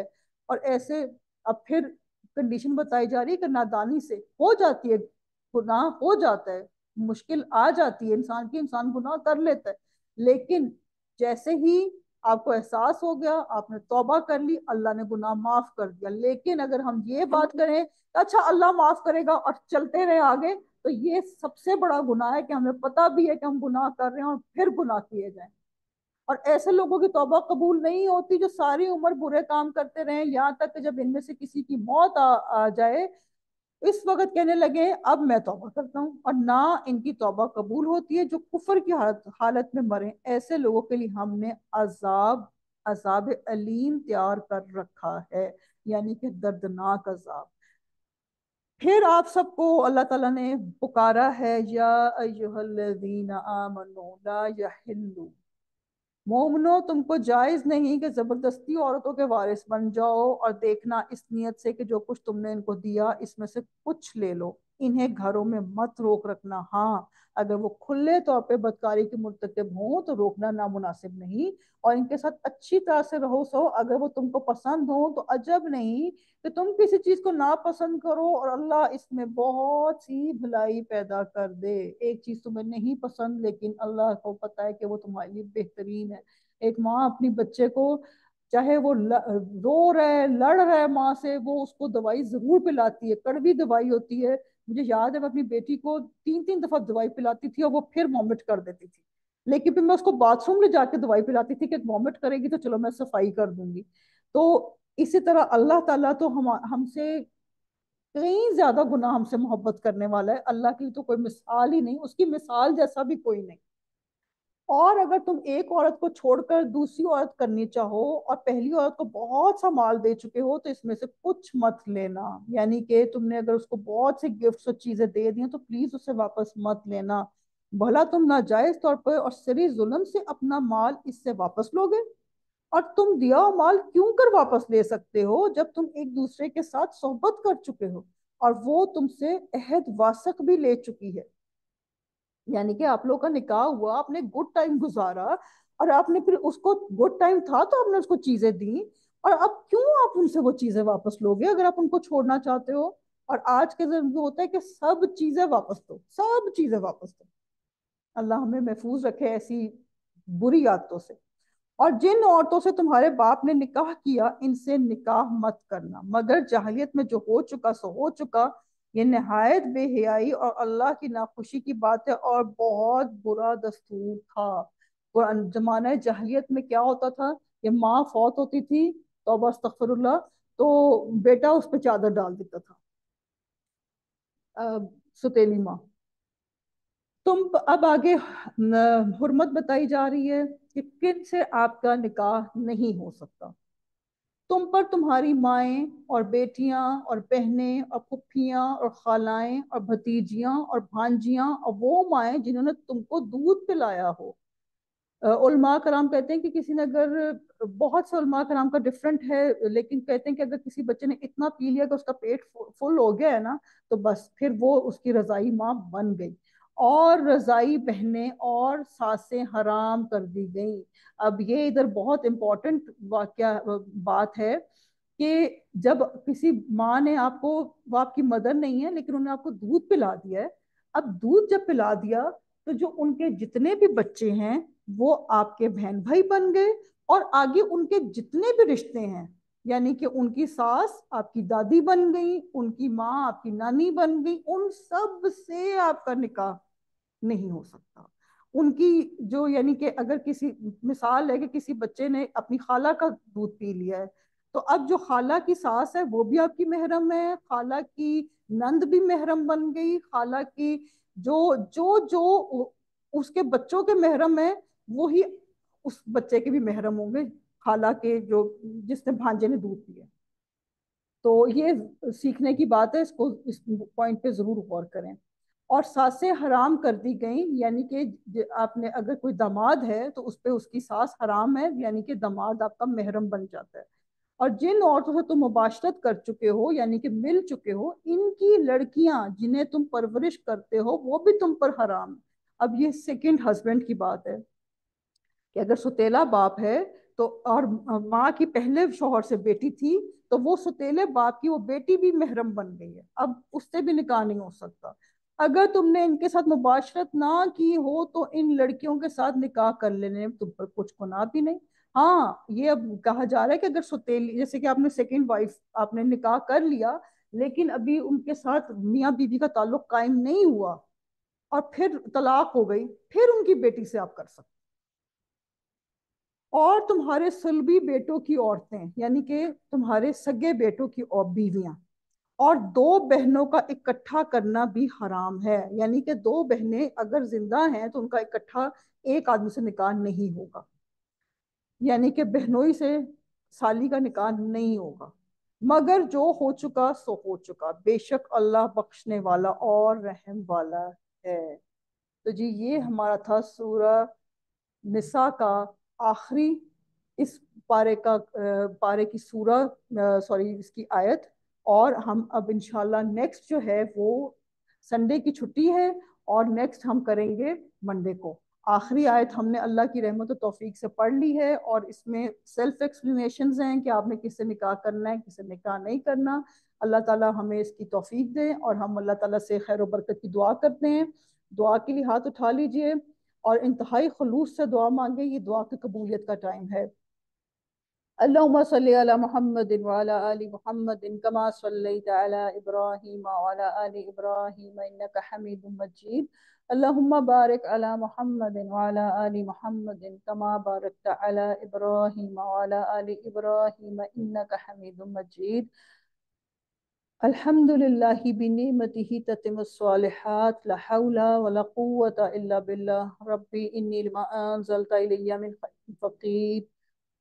اللہ تعالیٰ آپ کی رحمت و توفیق سے ایک اور پارہ کمپلیٹ ہوا، اس میں جو بھی ہم نے پڑھا، جو بھی دعائیں پڑھی، وہ ہم سب کے دلوں میں خوبصورتی کے ساتھ اتار دیجئے۔ اللہ تعالیٰ اس قرآن پاک کو اب مرتے دم تک ہمارے ہاتھوں میں رکھنا۔